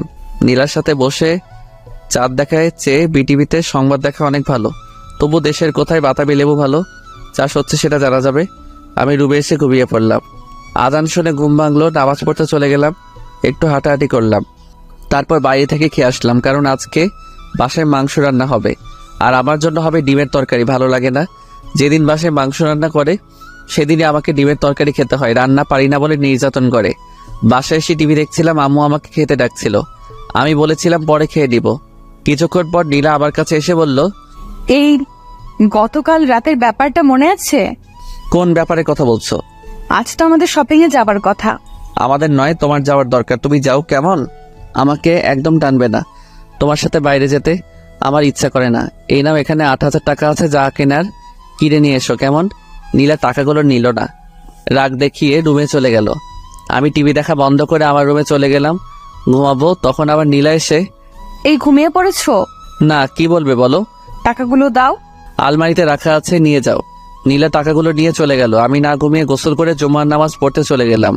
নীলা যখন টাকা নিয়েছিল তখন বাজে 12টা, আর এখন বাজে সন্ধ্যা 7:21। মেয়েটা এখনো কেন বাসায় আসছে না, খুব চিন্তা হচ্ছে আর রাগও হচ্ছে অনেক। এমন সময় কে যেন বাসার কলিং বেল বাজালো।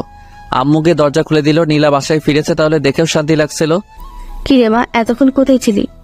আম্মু আর বলো না, শপিং করতে যাব, কিন্তু রাস্তায় এক বন্ধুর সাথে দেখা হলো, সে তার বাসায় নিয়ে গেল, তাই একটু দেরি হয়ে গেল। আম্মু জিজ্ঞাসা করো ছেলে বন্ধু নাকি মেয়ে? তানহাদের বাসায় গিয়েছিলাম। তা বৌমা, তোমার হাতে এত ব্যাগ কিসের? আগে বাসার ভেতরে চলো, তারপর বলছি। আব্বু আর আমি আগে থেকে বসে টিভি দেখছিলাম, আম্মু এসেও যোগ দিল। তা সোহেলের জন্য কিছু আনিস নেন? ও দাঁড়াও, দেখাচ্ছি। এই বলে নীলা একটা ব্যাগ আব্বুর থেকে এগিয়ে দিয়ে বলল, আব্বু এটা তোমার, আর আম্মু এটা তোমার। কি দরকার ছিল এত টাকা খরচ করার? আব্বু কাল কত তারিখ? 13 তারিখ। তোমাদের হয়তো মনে নেই, কিন্তু আমার খুব ভালোভাবে মনে আছে। আগামীকাল আমাদের বিয়ের 1 বছর পূর্ণ হতে যাচ্ছে, তাই ভাবলাম সবাই মিলে আগামীকালকে ছোট্ট একটা অনুষ্ঠান করব। আমি নীলার কথা শুনে একটু অবাক হলাম, আমার তো মনেই ছিল না। আগে বলবি তো, তাহলে আমি অনুষ্ঠান করতাম। না আব্বু, এই বছর পারিবারিক ভাবেই হোক, আগামী বছর না হয় বড় করে করা যাবে। তা সোহেলের জন্য কিছু আনিসনি? হ্যাঁ এনেছি তো, এই নাও তোমার জন্য এটা। এই বলে নীলা আমার দিকে প্যাকেট এগিয়ে দিল। আমার সেই দিনের কথা মনে পড়ে গেল, যেদিন আমি প্রথম বেতনের টাকা দিয়ে নীলাকে শাড়ি কিনে দিতে গিয়েছিলাম, কিন্তু নীলা আমাকে ফিরিয়ে দিয়েছিল। আমি প্যাকেট হাতে নিয়ে নীলার মুখে ছুঁড়ে মারলাম। কি এলো, প্যাকেট ফেলে দিলি কেন? আম্মু, আমি সবার দেওয়া জিনিস নিব, কিন্তু এর কোনো কিছু নিতে পারবো না। নীলা অবাক চোখে তাকিয়ে আছে। প্লিজ এমন করো না, আমি অনেক খুশি তোমার জন্য পাঞ্জাবিটা এনেছি। এনেছো ভালো কথা, বাইরের কাউকে দিয়ে দিও। নীলা তখন চোখ মুছতে মুছতে প্যাকেটটা উঠিয়ে নিল। আমিও আর সেখানে বসে না থেকে রুমে এসে শুয়ে পড়লাম। আমি সেখানে থাকলে আমাকে অনেক কথা শুনতে হবে। পরদিন সকালে অফিস যাওয়ার জন্য বের হচ্ছিলাম, তখন আম্মু বলল, কি রে, আজকে তুই অফিস যাচ্ছিস কেন? তো আমি কি করব, আর অফিস অনেক কাজ আছে, আমাকে যেতেই হবে। আব্বু আম্মু নীলা আমাকে অনেকবার না করেছিল, কিন্তু কে শুনে কার কথা। আমি অফিস চলে যাই। নীলা অনেকবার ফোন দিচ্ছে, SMS করছে, কিন্তু আমি কোনো কিছুর উত্তর দিচ্ছি না। রাতে বাসায় ফিরলাম, বেল চাপার আগে দরজা খুলে গেল। মনে হয় আগে থেকে অপেক্ষা করছিল। আমি দেখি বাসাটা বেলুন দিয়ে সাজানো, আর টেবিলে সুন্দর একটা কেক রাখা আছে। যা, এখন ফ্রেশ হয়ে বৌমার দেওয়া পাঞ্জাবি পরে নিচে আয়। আসছি আম্মু, না হলে আমাকে উপরে আসতে দিত না। আমি আমার রুমে গিয়ে দরজা আটকে জামা চেঞ্জ করে শুয়ে পড়লাম। কখন ঘুমিয়ে পড়েছিলাম মনে নেই, কিন্তু মাঝরাতে বুকের উপর ভারী কিছু ভর করে আছে সেটা বুঝতে পারছি। কে যেন ফিসফিস করে কিছু বলছে, আমি চুপ করে শুনতে লাগলাম। বলছে, আমি কি সত্যি অনেক বড় অন্যায় করে ফেলেছিলাম, যার জন্য এইভাবে আমাকে দূরে সরিয়ে রাখছো? আমি কি ক্ষমার অযোগ্য? তোমার সাথে আমি এমন কেন করছি সেটা তুমি বুঝবে না, কিন্তু তোমার সাথে এত খারাপ ব্যবহার করে আমিও সুখী ছিলাম না। আমি অনেক কষ্ট পেয়েছি। কেন করেছি জানো? আমার বান্ধবীরা তাদের বয়ফ্রেন্ডদের নিয়ে অনেক প্রশংসা করত, তাদের বয়ফ্রেন্ড এটা করে সেটা করে, কিন্তু আমি তোমাকে নিয়ে কিছু বলতে পারিনি, তাই অনেক হিংসে হতো, রাগ হতো, আর সেই রাগ আমি তোমার উপর দেখাতাম। আমি জানি না তুমি কত কষ্ট পেয়েছো, কিন্তু আমি ইচ্ছে করে তোমাকে কষ্ট দিতে চাইনি, আমার রাগের জন্য এত কিছু। কিন্তু জানো, আমার এখন অনেক কষ্ট হয় তোমার ভালোবাসা হারিয়েছি আমার মিথ্যে জেদের কারণে। আমি চাই না এত কিছু, শুধু চাই তুমি আমাকে আগের মতো ভালোবাসো। আমি তোমার ভালোবাসা হারিয়ে বুঝতে পেরেছি তোমার ভালোবাসা আমার জন্য কত দরকার। এসব বলে আবার আমাকে জড়িয়ে ধরে কান্না করতে লাগলো। আমি এতক্ষণ সব কথা শুনছিলাম, কিন্তু এটা ভেবে পাচ্ছিলাম না নীলা আমার রুমে আসলো কিভাবে। নীলা কান্না করে যাচ্ছে। আমিও ভাবলাম, হ্যাঁ মেয়েটাকে অনেক কষ্ট দিয়ে ফেলেছি, এবার থামা দরকার। আমিও তো নীলাকে ভালোবাসি, তাহলে শুধু শুধু দূরত্ব বাড়িয়ে লাভ কি? আর এমনি তো পাগলিটাকে মনে একটু কষ্ট দিয়ে ফেলেছি, আর পাগলিটা আমাকে ভালোবাসে বলে সবকিছু সহ্য করে নিচ্ছে। আমি তখন শক্ত করে নীলাকে জড়িয়ে ধরলাম আর বললাম, আমারও না তখন অনেক কষ্ট হয়েছে। নীলা আমার সারা পেয়ে কিছুটা চমকে গেল আর বলল, তুমি জেগে আছো? হ্যাঁ আছি। জানো, যখন তুমি আমার সাথে ওইরকম ব্যবহারগুলো করতে আমার খুব কষ্ট হতো, খুব নিজেকে অপরাধী মনে হতো। সরি বাবু, আমি না জেনে ভুল করে ফেলেছি, আমাকে আরো শক্ত করে জড়িয়ে ধরো। সরিতে কাজ হবে না, যে ভুল করেছো তার মাসুল দিতে হবে। বলো কি মাসুল দিব? আমি সব রকম মাসুল দিতে প্রস্তুত আছি। আমাকে ছোট একটা মেয়ে দিতে হবে। একটা কেন, 2টা দিব। না, আমার একটা হলেই চলবে। এই চলো না আজকে বিবাহ বার্ষিকী পালন করি। হ্যাঁ চলো, কিন্তু তার আগে এটা বলো, তুমি আমার রুমে কিভাবে আসলে? তুমি যখন আম্মুর সাথে কথা বলছিলে তখন আমি তোমার রুমে চলে আসি আর লুকিয়ে থাকি, আর তুমি আমাকে দেখো নাই। খুব বুদ্ধি হয়েছে তাই না? হ্যাঁ হয়েছে, চলো আব্বু আম্মুকে ডেকে তুলে কেক কাটবো। এইভাবে কেক কাটবো নাকি? আমার পাঞ্জাবি কই দাও, আমি সেটা পরবো। আর তুমি নিজের জন্য কিছু আনোনি? এনেছি তো, নীল রঙের শাড়ি আর তোমার জন্য নীল রঙের পাঞ্জাবি। তাহলে তো জমবে। একেবারে মাখন। চলো তাড়াতাড়ি রেডি হয়ে কেক কাটবো, তারপর বাকি কাজ করব। বাকি কাজ মানে? আমার তো মেয়ে চাই, সেটার ব্যবস্থা করতে হবে না? নীলা কিছুটা লজ্জা পেয়ে বলল, যা দুষ্ট। আজকে আমার দুষ্টমিগুলো তোমায় দেখাবো। তারপর আমি আর নীলা রেডি হয়ে আব্বু আম্মুকে ডাক দিয়ে কেক কাটলাম। আব্বু আম্মু আর নীলাকে খাইয়ে দিলাম। আব্বু আম্মু অনেক খুশি আমাদের মধ্যে সব ঠিক হয়ে গেছে সেটা দেখে। তারপর আমি আর নীলার রুমে চলে আসলাম। নীলা আমাকে জড়িয়ে ধরে চুমু খেতে শুরু করলো। তারপর আর কমুনা আমার শরম করে। হাই বন্ধুরা, গল্পটা কেমন লাগলো অবশ্যই কমেন্ট করে জানাবেন। আর যারা ফেসবুক পেজ থেকে নিয়মিত ভালোবাসার গল্প পেতে আমাদের প্রেমের তাজমহল পেজটি অবশ্যই ফলো দিয়ে সাথে থাকুন। ধন্যবাদ সবাইকে।